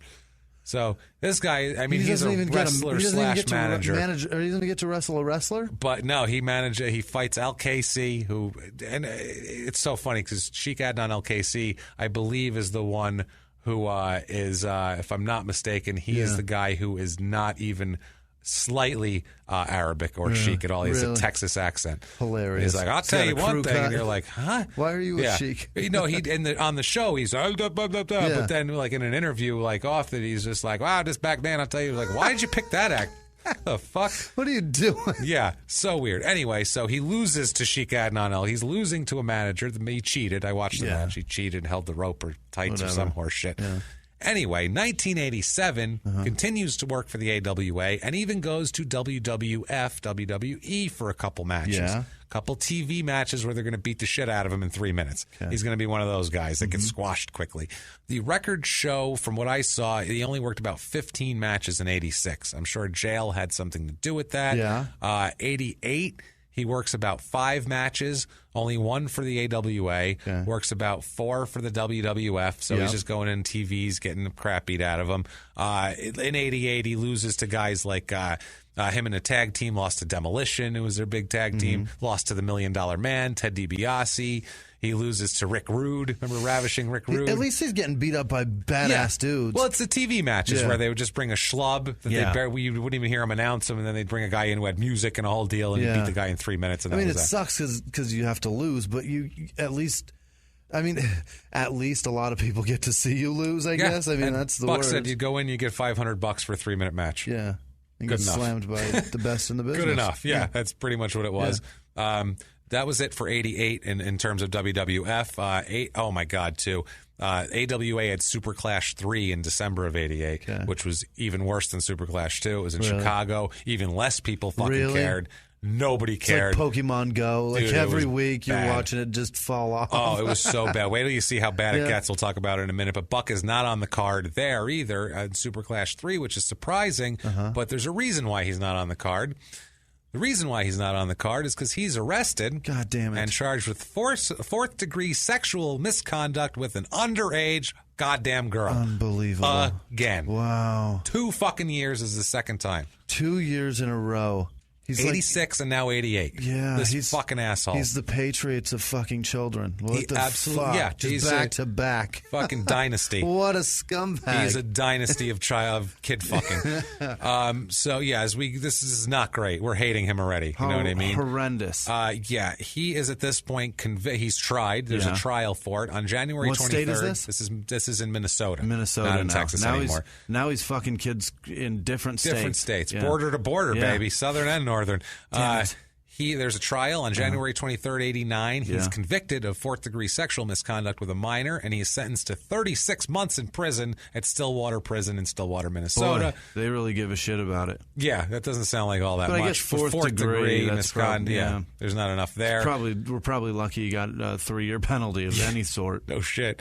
Doesn't wrestle in 89 at all because he's in prison. Yeah. So it's kind of difficult to wrestle. He's locked up in the beginning of it and to the end. He's released from prison in July of 1990. And by July 20th, 1990, he is working for the AWA again. Back in it. He's in a match in East Moline, Illinois on July 20th. That is his first match back. Vern does not give a fuck. Still doesn't give a fuck. We're going to see even more how he doesn't give a fuck. 1990, he has 2 matches in the AWA. That's it, because it was dying. One of the matches is he beats this guy, one of the biggest assholes I've ever seen in a wrestling ring, named the illustrious Johnny Stewart. It's just if you put an annoying guy out there and told him to run around. He's terrible. The worst wrestler I've ever seen in my life. So annoying. He thinks he's Ric Flair. He has a robe and all this shit, and he's just awful, and it made me angry to watch. For some reason, I picture him as a ginger. No. Brown hair, try and act like he's cooler than he is, which is not at all. An annoying guy running around out there. I just picture a ginger. I don't know why. Isn't that terrible? It's fine. I understand. That's what I picture. Somebody with just freckles everywhere and freckled up, being annoying. He beats Johnny Stewart for the light heavyweight title again. They're giving this guy a belt. They're giving him a title again. He just got out of prison a month ago. For the second time. For sexual misconduct with an underage girl. I don't know what the fuck they're thinking, but this is the time the AWA had more problems than Buck Zumhofe. Yeah. They did the Team Challenge series, which was wrestlers they were in teams of like 8, and like whenever they would win a match, they would get a point system that would go on a board. It was so complicated. No one understood. I remember being like 10 going, I don't understand this at all. What's fucking happening? Point system. It just flopped. They stopped filming for a while in front of actual crowds because they couldn't get crowds. Because nobody would show up. So they tried to film in a movie. They call it the Pink Room of Doom, it's called. My God. And it's a room with like these pink walls that you could like green screen shit onto. Yeah. And their plan was to green screen in an audience. Oh, my God. Real bad stuff. It looks, and it didn't work technically. No, because you'd be able to see it. So these are empty rooms with a guy. There's guys fighting in a small pink room in a ring. Hilarious. With no people. And that's the match. And that was on national television on ESPN. Unbelievable. Unreal. Look up Pink Room of Doom, AWA. Feel bad for yourselves for actually putting that shit out. Wow. Like if you zoomed out too far, you'd see the corners of the room. You see the whole room. There's no way of hiding it. But I'm saying, like, if they were to green screen in an audience, when you zoom out, those corners are going to angle the shit out of your audience. And you're going to be like, that shit's fake. What is that? It's not going to work. Yeah, what's going on with that dude's face? His face has got... It's going to look... You know what crowd looks like behind a wrestling ring, and it doesn't look like this flat thing on a wall. The corners in the room would fuck the audience up. It would fuck it. I mean, it was like a sound stage. It wasn't like a bedroom. It was like a sound stage, so it was a big wall in the back, but it was the worst looking thing ever. 91, he goes, only has 2 matches with the AWA because the AWA shuts down in 91. They fold in mid-91. Yeah. Vern Gagne's silver-haired, middle-aged white man. He has a sad end, too. Yeah. Not only with the retirement home, but he has a huge house on Lake Minnetonka, and they took his house, eminent domain, to build a park. Oh, so there's a huge park there now on Lake Minnetonka. And that was his property. his family benefited nothing from it. I mean, they gave him whatever they gave him, but it wasn't enough. He went bankrupt suing. Sure. He went bankrupt suing to get his get them to not take his property. Like he put everything he could into it. That's why he had to fold the AWA because they took his property. He's getting heckled in the old folks' home. Heard you lost everything, and then he's putting him in the hurt. Well, 91. That's why he had to close the AWA, because he was borrowing against his property to fund it because it was losing money and they couldn't. Sucks. So he had to get rid of it. It was a mess. Anyway, Buck wrestles 2 matches there. Last deal, wrestles 5 with the WWF at that point. Fights Sergeant Slaughter, which he trained with, which he knew him. That must have been neat. He fights the Undertaker in 91. He's the first guy to be put in a body bag by the Undertaker. Awesome. He's the first guy the Undertaker zipped up in a body bag, which is his gimmick for a while. Wish it was for real. Wish it was for real so fucking much. God damn it. Oh, that would have been the best. 92, he works about 7 matches with WWF. He fights, he does Razor Ramon, Bam Bam Bigelow, Yokozuna, who's a giant. The match is on YouTube of him and Yokozuna. Watching this fucking moron flail his little self at a 600-pound Samoan man pretending to be Japanese is the funniest fucking thing you're ever going to see in your life. He just tosses him around, crushes him in the corner, sits on his fucking chest. You're like, crush that asshole. You wish it was real so much at that point. That's how stupid Americans are. They're just like, yeah, he's totally Japanese. Yeah, look, his eyes are all slanty. I'm sure he's Japanese. It's fine. Yeah, he's with that other guy who also says he's Japanese, who he's not. We're so dumb. Oh, God. 93, he has 0 matches in a major organization. Yeah. 94, he just does indies, little independent wrestling gigs. He's, county fairs and car lot parking lots and shit like that, making $30. I loved Razor Ramon, by the way. Oh, Razor Ramon was great. Awesome. That fucking little curl he had. He's also in the Wrestle Rock Rumble, by the way. Really? Him and Kurt Hennig, Mr. Perfect, were tag team partners and champions at the time, and they have their own little verse, and it's fucking bad. It's so funny. Oh, no, really? It's so hilarious. Really? Yeah. No, it's bad. You got to watch the Wrestle Rock Rumble. We'll post it on our social media, I can't wait. It's amazing. 95, he has a couple matches with the WWF, does a few indies. Triple H he loses to Triple H in Triple H's television debut for WWF. Really? His first match in public here. Guy that's he beats Buck Zumhofe. Monster in that shit now. He's the owner's daughter's husband. He basically runs the place. Son-in-law of the shit. Yep, that's it. That's the best way to put it. The son-in-law. Yeah, and he is Pauly Shore. Yeah. So 96, he has 1 match with the WWF, losing to the British Bulldog. So we know a lot of guys seen him there. So British Bulldog loses to him. That's also a sad match of just him getting pummeled by somebody. Really? Now, late 1990s has some minor legal issues. He's got a living girlfriend that he has some problems with. The cops are called a bunch of times. He has some domestic violence. Smacks her around a little. Smacks her around. He has some domestic violence issues there. He's arrested a couple of times. Fucking asshole. In the late 90s. At this point, he's working as a forklift operator. Wow. In the shipping department of a turkey manufacturer, a turkey distributor. He's working for like Jenny O somewhere. Yeah, that's what it is. He's working for like that sort of thing, like working for like Foster's, like forklift Foster's operating Farms. Turkey. Yeah. So shit has changed. Shit has changed. Deal with that. You're moving turkey carcasses around. The worst. In 1999, he has a conviction for violating a domestic violence order of protection in Candiari. I know I said that wrong. Don't correct me, Minnesota. Candiari County, involving his girlfriend that he broke up with. So he gets convicted of that. Over in Candy-ass County. Yeah, I mean, Jesus Christ, that's 2 15-year-old girls. He's abusing a girl. He's countless fucking crowds he has just shit on. He's terrible. He's not giving Vern Gagne 10% of his money. Not. I feel bad for all these people, Jimmy. I feel bad for all these people. You found a Eugene fuck, or but did you find a rock and roll? Not nearly as bad as I feel for these people here. No Eugene or Otto Zumhofe, but these are people with the last name Zumhofe that live in the Minneapolis area. Right. Bad enough. They're probably relatives. Charlotte Zumhofe, food and beverage company owner in St. Cloud, Minnesota. Beth Zumhofe, who's an admin at the Jackson County Sheriff in Kansas City, Missouri. Like, don't look at my last name, please. And Jeff Zumhofe, rock and roll Jeff Zumhofe, owner of Zumhofe GMP Services Inc., a pharmaceutical company in the greater Minneapolis area. Owner of a business in Minneapolis. With the last name of Zumhofe. Poor bastard. 1998. Remember when he was in Portland in 83? 1998. Buck is approached about a possible daughter that he might have. 18 years later. Well, no, this is 15 years later. 15 83. years, 14 is now. I'm a great mathematician.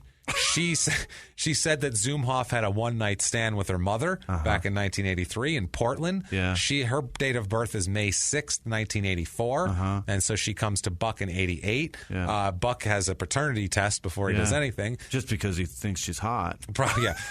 He's like, maybe I'll bang her.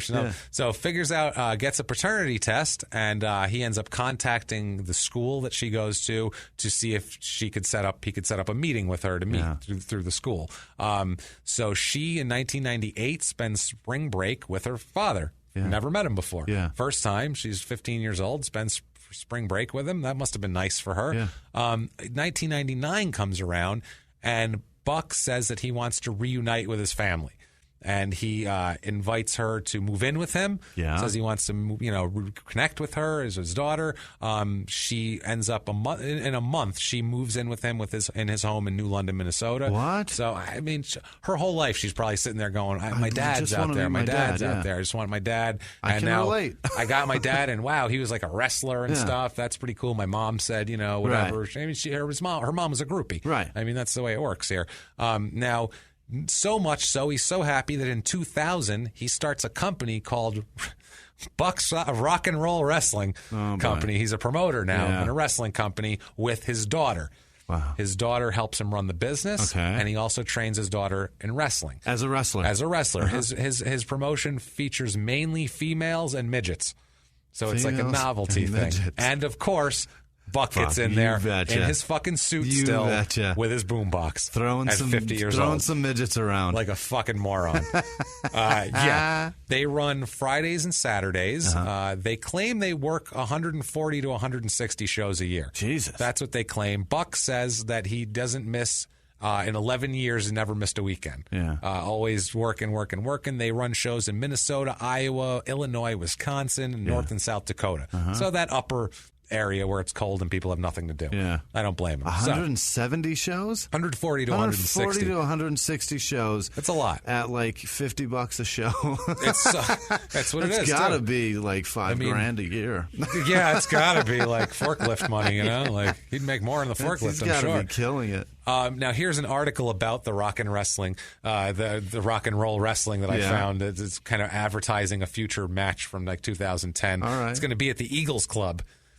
Says it's filled with 5 wrestlers, one who is 7'1", 400 pounds, and another who's a female midget. And another who's a child molester. And a child molester. Zumhofe himself, his daughter, her name is Heather, by the way. She's going by Heather Matthews Zumhofe. She goes by a bunch of other different names. We'll get to the worst one of all.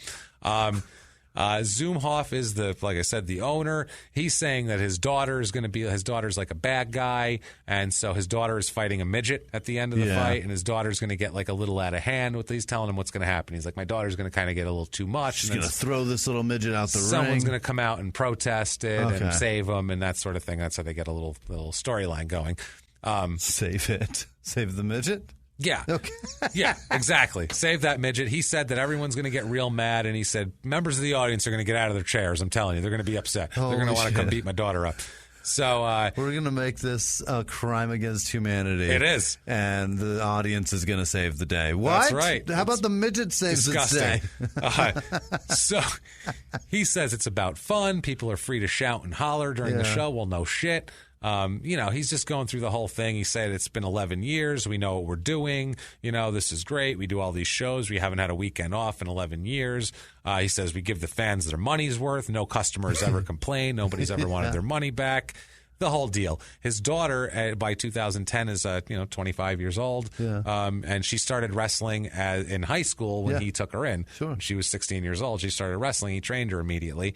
That's going to be at the Eagles Club somewhere in Minnesota for some reason. Now, tickets, $9, $7 in advance, $9 at the door for something like that. It's a bargain. In 2006? My whole thing was I was wondering, what does something like that cost? Right. You know what I mean? So, we have an explanation from him on this in their own words on why this is successful. In their own words, quote, I believe the reason we're still doing well around here is because we're tapping into a lot of people who remember All-Star Wrestling, which is what the AWA show is called. So I use that all the time when I ask people, do you remember All-Star Wrestling? I was the guy with the big radio. And they say, oh, yeah, I remember you. So that makes it an easier sell. You still have the radio. That's sadder. Yeah. No. You know what makes it an easier sell is when you say, I'm so-and-so, and they go, yeah, that name I recognize. Yeah, he says, that I dipshit. was the guy with the radio. The big radio. Not great. Not great at all. That's fucking embarrassing. His daughter's pretty much his main star here. Yeah. Her debut was April 29th, 2000. And she's been, his big draw, which he's, making her the big draw. Right. She goes by either Heather Hallberg, which I think is what she's wrestling under now, Heather Zumhofe, when she wants to probably tag with her dad or something, or her main name throughout this whole promotion, which was, quote, Heather Marie the Virgin. Yeesh. They called her the Virgin. Okay. Here's in their own words about Buck talking about his push of his daughter here. Yeah. He's in their own words, quote, plus we have the lovely ladies who wrestle, including my daughter, the Virgin, who has made quite a name for herself in our company. Boy, people call me for her all the time because they want to see the Virgin. She's a big show for us. Plus we have our own set of midgets that we use regularly. That sounds amazing. Tell me you don't want your own set of midgets, Jimmy. Just a little troop of them. Yeah. You can dispatch wherever you want. He should have at least named them the Oompa Loompas. That would have been even better. At minimum, give them a kick-ass nickname. Other than, plus we got this little troop of got these midgets, man. Pretty cool that we use. We have our own set. Our own set of our midgets. Own set, like he owns them. Like we have a complete ratchets. set. Yeah, it's like a ratchet set. What do you need? A 3/8? I got it. I got a whole set over here. We have our own set of midgets. We collected the whole set. We didn't miss one. Every week we went to McDonald's, got a new one out of the Happy Meal. We got the whole set. We caught them all. We got everything. So in addition to this, he's also wrestling kind of outside the loop a little bit, or this might be his company. March 26th, 2011, he loses to the Honky Tonk Man. He did? In Duluth, Minnesota. How about that? Two he's dudes still out there. The two music guys. Yeah, except his was actually Honky Tonk Man had like a guitar and an Elvis jumpsuit. He had like a thing, not just a dipshit. He's better. Anyway. It wasn't made on his own and a boombox that he stole. Yeah. 2011, he does this long interview with highspots.com, which they do a bunch of wrestling shoot interviews, which are, real things out of character. He claims that he's very happy. He and his daughter are running the promotion. They're a great team. One more in their own words here. Plus, he's talking about the ladies. And he says, this is awesome. He says, in their own words, quote, I got my abs back.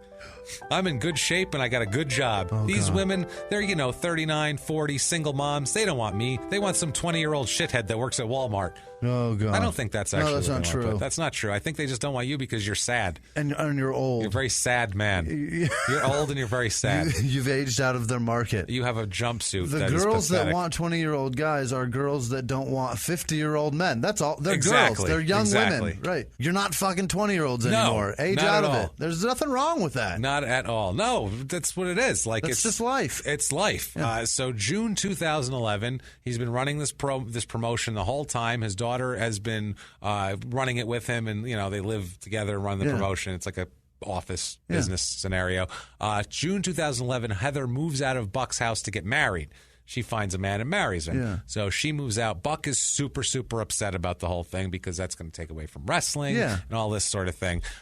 So he says one more in their own words here on this whole thing with this. He says, in their own words, quote, my daughter, she ran off, got married, wants to get knocked up. I haven't talked to her in months. She deleted me off the website and she won't talk to me, so I have nobody running the business right now. The website. The website. No, I think he means off of the company website, the Rock and Roll Wrestling. She deleted me off of it. I'm sure she runs it. I'm sure he doesn't know how to fucking run a website. Or, so he doesn't have the ability to go in. I can't picture him doing like HTML. No. You know what I mean? Like, it's not happening. Coding? I don't figure it. No. He's not doing that. So she wants to get knocked up.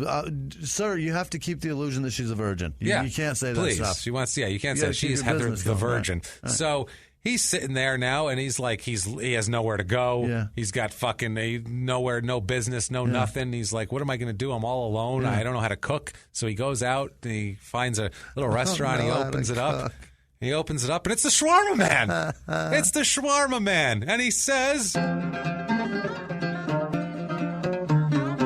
how is it you've come to arrive here? Why are you here? You go to Texas. Yeah. You have 50. Come on, little young for you. Come on. What farmhouse? You know electric with this girl? Not even legal in my country. In my country, you can marry that age, but that you have to at least provide electric. You can't be in no farmhouse with no. You have What's to give wrong? her Why? father a chicken. Why? You give something. Why? Signs say closed. You come. Why? I don't want you here. That's 2 times. You get arrested. You go. You want shawarma? I no make for you. No. I say no. You go. Signs say closed. You go. Jesus. Buck leaves dejected. He's very sad. He's hungry. He wants shawarma, but he can't do it. Now, 2013, he appears in a 27-minute comedy short film called The Electric Trippers. Is this on Funny or Die? I don't know. I doubt it's there. It had a bunch of local Minnesotans in it. Okay. It said the description on IMDb of this. It has an IMDb. Is quote Stella and Zach take off on an adventure in their electric Tesla Roadster, leaving behind public charge points.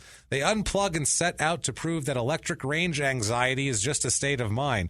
Out in the countryside of northern Minnesota, they meet many new friends who will help them stay charged up for their travels while providing them with hilarious entertainment. Oh, I'm sure it's hysterical. Wow, does that sound like shit? Yeah. That sounds terrible. That's It's a short. Why? Who made that? Is it for Tesla, or is that just them it's going? Just a couple of idiots. We could try to push the. A couple of hipsters, and they grabbed Buck Zumhofe and stuck him in it. We can push the electric car agenda. 2013. By the way, he has not done the worst thing yet. It's coming up. Don't worry. Hey, by the way, if you're pushing the electric car agenda, I'm sure that's great and all, but it was now been pushed by a fucking child molester. So there's that. Well, that's fine. That doesn't help.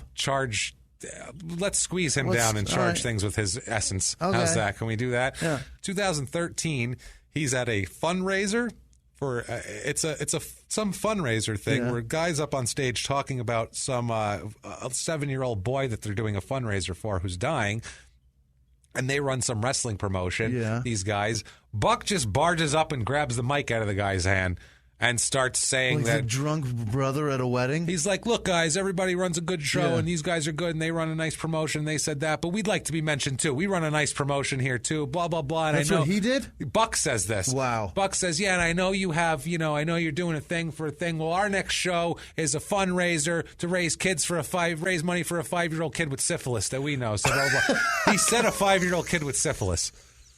Now, it's a YouTube video, so the audio might be off, but I heard 5-year-old boy who got syphilis. And I'm like, did he say syphilis? He doesn't know that's sexually transmitted. And I scrolled down some in the comments, and like 2 other people commented, did he say there's a 5-year-old boy with syphilis? I'm like, okay, that wasn't just me. So I think he just made that up on the spot. Just like, well, we got charity too. Yeah, we got a 5-year-old with syphilis. We got lupus. I got syphilis. Don't worry about it. It's fine.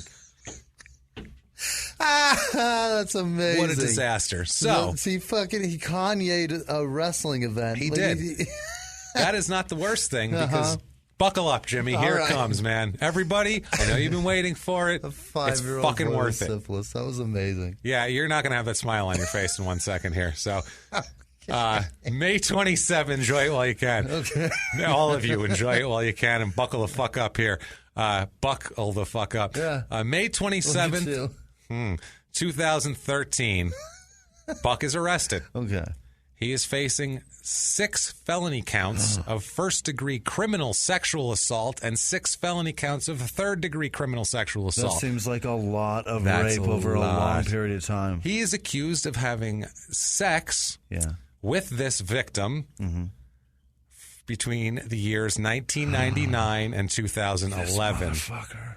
The criminal complaint in the case states that Buck first met the female victim in 1998. Do I need to say any more than this? Began having sex with her in June 1999 when she was 15 years old. Wow. It's his daughter. He is accused of having sex for fucking over a decade with his own fucking daughter. This utter and complete piece of fucking shit. I was right all along. He thought she was hot when he met her. That's right. What a scumbag. He fucking recruited his own. He said, he groomed her for. Yeah. See, that he was into it the out of whole character life. for him to go seek her out and to want to reunite his family, it seemed out of character, didn't it? You fucking said, wow, he's being really responsible with this. No, he was like, oh, I like 15-year-old girls. Remember how I tried to keep that one in a house and I couldn't because her parents probably got a little suspicious. Well, this one's parent won't get suspicious because I'll know all about it. Unbelievable. What a shitbag. She says that she moved out in 2011. That's when it ended. She says that the abuse began when she moved in to his New London home. Progressed from fondling to oral sex to intercourse. She alleges approximately 1,800 acts of sexual abuse occurring in the home and everywhere else, including all over the places they went on the road. Everywhere. Until she left in June 2011. The woman's mother, Heather's mother, even attempted to remove her from the residence at one point, but Buck asshole fucking told his daughter that he would kill himself and it would be her fault if she left. So she stayed because she's a poor kid and she doesn't know any better. He's a predator. Unfucking real. God. And after they left, it says that Buck became violent, threatened her husband, threatened suicide, just lashed out completely. He is being held on $500,000 cash or bond, or 100. That's for an unconditional release, or $100,000 for a conditional release, which would be no alcohol, no contact with the victim, no anything. Okay, this is how it started. This is 2011. This is 2013 when he's arrested for this. Okay, she's 2 years after she left it. Yeah. Unfucking real. So she this is what happened. She says on her 15th birthday, she was with him. She was wearing a 2-piece bathing suit. Mm-hmm. He insisted on rubbing baby oil on her, including under her swimsuit bottom, saying that he didn't want her to get a funny tan line. Oh, God. That is the first night she moved in, he began touching her breasts. Yeah. After 2 weeks, he began doing a variety of sexual acts. He made her dance in front of him, wearing her bra and panties, also watched pornography with her. Oh, Jesus. He wanted to, within a few weeks, he had to have sex with her 2 or 3 times a day. Good fuck. Which would injure her and never give her time to heal. Yeah. He just didn't give a shit. At one point, it took 8 weeks for bleeding to stop because of the non-stop fucking sexual abuse. I hope somebody fucks him right in his Zumhofe, this motherfucker. I hate him so much. See what I mean? Are you angry right now? Everybody out there fucking angry as me, having to fucking read about this shit for 3 weeks? Gross. Oh, my God. Okay. So, in July, this is worse, in July 99, Heather's mother, the girl that, whatever, that he had a one-night stand with, moved in too. After, so Buck was abusive to her, was domestic violence and everything else. So the mother tried to move out in September 99 with the daughter and leave the state. She wanted to call law enforcement, but Heather said that he threatened to kill himself and she wouldn't leave and to just leave him alone and they'd be fine. Unfucking real. So the mother leaves. Wow. For multiple years, 2 to 3 times a day, he has sex with this fucking poor woman, woman at this point. I don't even fucking know. The whole time he's running independent shows, he's bringing her with. He's calling her Heather the Virgin. Yeah, and he knows damn well 1,800 times she's not a virgin. Fucking unbelievable. He's dragging her all around. Did he ever impregnate her? Yes. Wow, Jesus yes. God, fuck. Didn't of have course the baby. He did. She lost it, but he fucking impregnated her. During this period, like I said, he brought her on the road. Everybody saw shit was wrong, too. Oh, Jesus. Nobody in wrestling said shit. Silver-haired, middle-aged assholes through the entire thing. Nobody says fucking shit. So scummy. And she says she didn't say anything because she was scared that the people in wrestling... She's a young girl. She didn't want to get get blackballed from wrestling. And she thought... Unbelievable. She thought he could do that to her. Yeah, there's corroboration from another woman who said in 2001, while she was 17, they were living in Cyrus, and Zumhofe wanted a fucking threesome with this girl and his daughter, and she witnessed Buck inappropriately touching his daughter after she turned the offer down. Wow. This lady. Wow. Other people saw him French kissing and dirty dancing with her at a high school dance. Oh. I just gagged. That was so gross. Everyone and multiple people knew that he shared a bed with his daughter. Oh my God, it's so gross. Like I'll share a bed with my daughter all the time, like but I'm a like little that. kid Yeah, who has she's nightmares and 6, comes in. She's terrified. This is not a 16 all the time. If she's coming in, if you're This sleeping is with her when so she's 17, gross, we're gonna have to have a talk about that. I'd be willing to let you chat. I'd be like, yeah. help me get her the fuck out of here. I don't want to sleep alone. Wow. She eventually gets married and moves away. Just to imagine what kind of horrible piece of shit she married, probably, just to get away from there. And claimed that she, like I said, Buck would get violent, threatened both her and her new husband, the whole deal. Wow. So that's May 27, 2013. Like I said, he's arrested. The county attorney, Jennifer Fisher, says that the nature of these crimes were such that that she is going to attempt to keep him out of circulation for the rest of his life. That's what she's going for. Thank fuck. 1,800 times between the ages of 15 and 27. Wow. That's so much. Wow. Immediately, too. Fucking immediately. Yeah. The 3 of these counts are related to oral sex. Counts 4 through 12 are related to sexual intercourse and a variety of other. It's between July 1st, 99 and May 5th, 2001, the day before her 17th birthday. So everything after that is technically legal but disgusting. Yeah. Absolutely biggest shit in the world, but fucking legal. Yeah. He faces a maximum of 30 years in prison and a $40,000 fine for each of the first 6 counts related to the period when she was under 16. Good. For the other 6 counts, when she was 16, it's a maximum of 5 years in prison each and $30,000 fine. Holy shit. The prosecutor was like absolutely, as you can imagine, had the same reaction we did. We were just like, are you fucking kidding? And the prosecutor publicly kept saying, there's no fucking way that nobody in the wrestling community knew this was going on. No way in hell. You guys knew this was up. Yeah. You're even bigger fucking scumbags. Right. No way that they didn't have a clue. Yeah, it's ridiculous. So July 12th, 2013, somehow he posts a non-cash bond. What? I don't know if he put a house up, if people did whatever for him, but he gets the fuck out somehow and is out for whatever. But it doesn't matter. He has a couple trials canceled in 2013. They're pushing it back. Everybody needs more time to, I don't know. Put the scumbag away. Fucking settle their stomachs, maybe. I don't even know, man. Taking Pepto every day. So that's, Lots of Tums are sold in that state. You fucking know it. Trial starts in March of 2014. A woman named Holly Kojalo-Reuter testifies that she had her on her bus while she was a bus driver between 98 and 2001. And she testified once that while driving her bus, there was a vehicle driving erratically behind the bus. And Heather, the daughter, made the bus driver stop because she wanted to get out of the car and go ride with her dad, who was behind them driving erratically for some reason. I don't know if he needed some right then or what. This woman also testified, the bus driver, that Heather and Dickhead kissed in a romantic way, and that his hand was on her body in an inappropriate way. Also testified, the same woman that, like I said, about the dirty dancing. Also, they were dirty dancing closely and intimately at a bar one time where she thought, when she was young, he's taking her to fucking bars and dirty dancing with her. Wow. The daughter Heather went to University of Minnesota, and there's a woman named Jennifer Newman who met Heather while they were both attending University of Minnesota. Said that Buck and Heather had sexual contact in front of her in the apartment. What the fuck? So she witnessed this also. Wow. Another woman testified that she wrestled with Buck's wrestling group for several years, and she saw basically that Buck and Heather lived like husband and wife.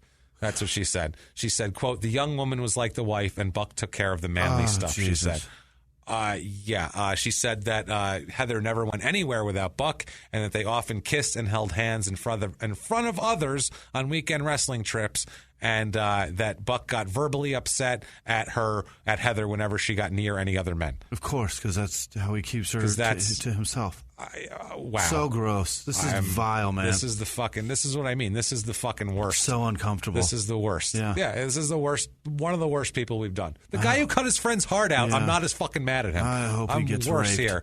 I hope, bucked right in a Zumhofe. Yeah. That's all I fucking hope. His defense attorney, Carter Grainer, who I don't know what the fuck he's thinking, He denied a bunch of the testimony and said that he never had any inappropriate actions with her. Yeah. Buck takes the stand. Takes the fucking stand. Of course he does. Admits sharing a bed with her and sleeping with her, but nothing else.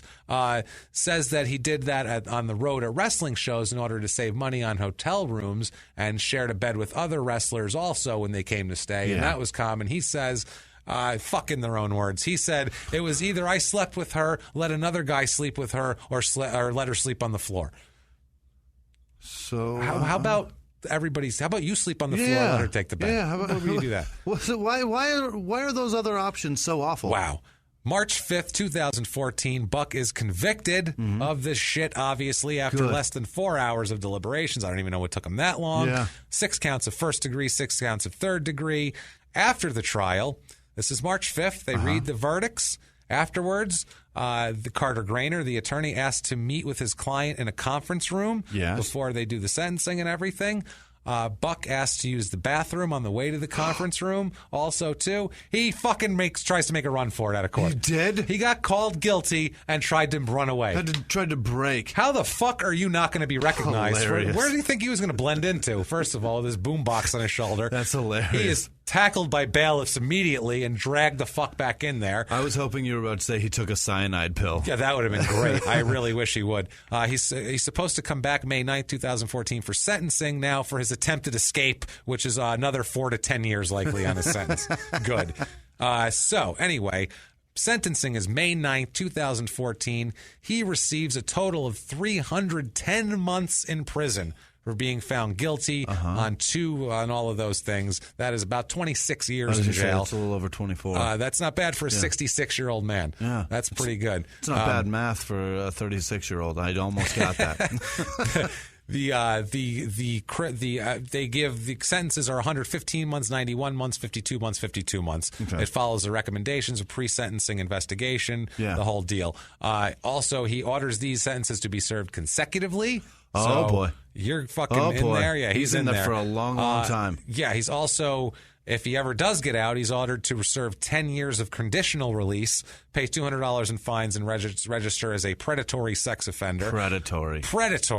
The district attorney asked that the judge double the sentence to 620 months because he had also found there's aggravating factors, including the cruelty and multiple forms of contact with these women and his other prior convictions for doing this twice fucking before. Jesus Christ. The attorney said Mr. Zumhofe shows no remorse for his actions. Even if he finally admitted that they happened, this is an extreme sentence, but Mr. Zumhofe's actions can be described as nothing less than extreme. Yeah. His attorney, Carter Grainer, said, quote, Mr. Zumhofe is very, very ashamed. It's not easy to come clean. He will be 80 years old when he gets out. That's punitive enough. I don't think anything's punitive enough. Judge declines doubling the sentence. Yeah. Buck's attorney requested a stay in prison time so he could get probation and get treatment and counseling.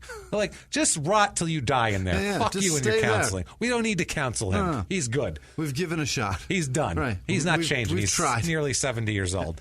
June 4th, 2014, Heather Hallberg, as she's going by now, is seeking financial assistance for travel, ongoing medical care, and legal expenses, and set up a GoFundMe account to do that. So that's not a terrible thing if you were half a decent human being back then when she needed the cash. If anybody could use it, it's this poor girl. Yeah, no doubt. Just wanted a father, and she instead got fucking raped 1,800 times. 1,800 times. Ugh. Buck is now currently serving his sentence. He's at it's at Rush City. I don't know, it's a Minnesota Correctional Facility at Rush City. Anticipated release date is 4/14/2031. So good luck with that. He ain't gonna make it. No, his offender ID is 146235. If you want to write to him. Yeah. And hey, you want to call his caseworker? Say hi. Guy's name is Dustin Carlson. Area code 320-358-0508. If you want to call that guy and say, make sure that dickhead never gets out of fucking jail, enjoy. Go do it. Keep working on that case. He's just a complete mess. He's in there.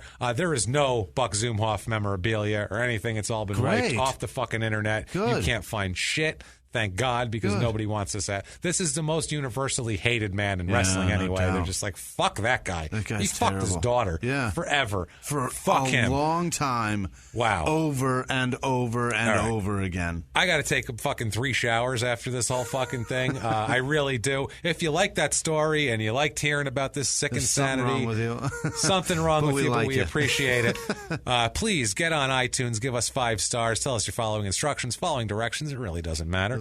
Also, too, you can get on patreon.com/crime and sports to make a donation, or you can get on PayPal to make a one-time donation using our email, crimeandsports@gmail.com. Yep. And we have some fine people that have done just that this week. Jimmy, why don't you hit us Al with those? Messier, Raul Amavisca, David Newsom, Sean Kerrigan, Kirk Withrow, Shelby Gibbs, Lauren Meredith, Jamie Marshall, Patricia Dorn, Brittany Harrington, Heather Budd, Ryan Crum upped his pledge. Scott, Wow, thank you. Yeah, Scott, what's his last name? Scott Countryman. Oh, yeah. He sends pictures to us every week from his dog Ranger. That's his name. He has another one, too. I forget her goddamn. Ava? I think it's Ava. Sure. Anyway.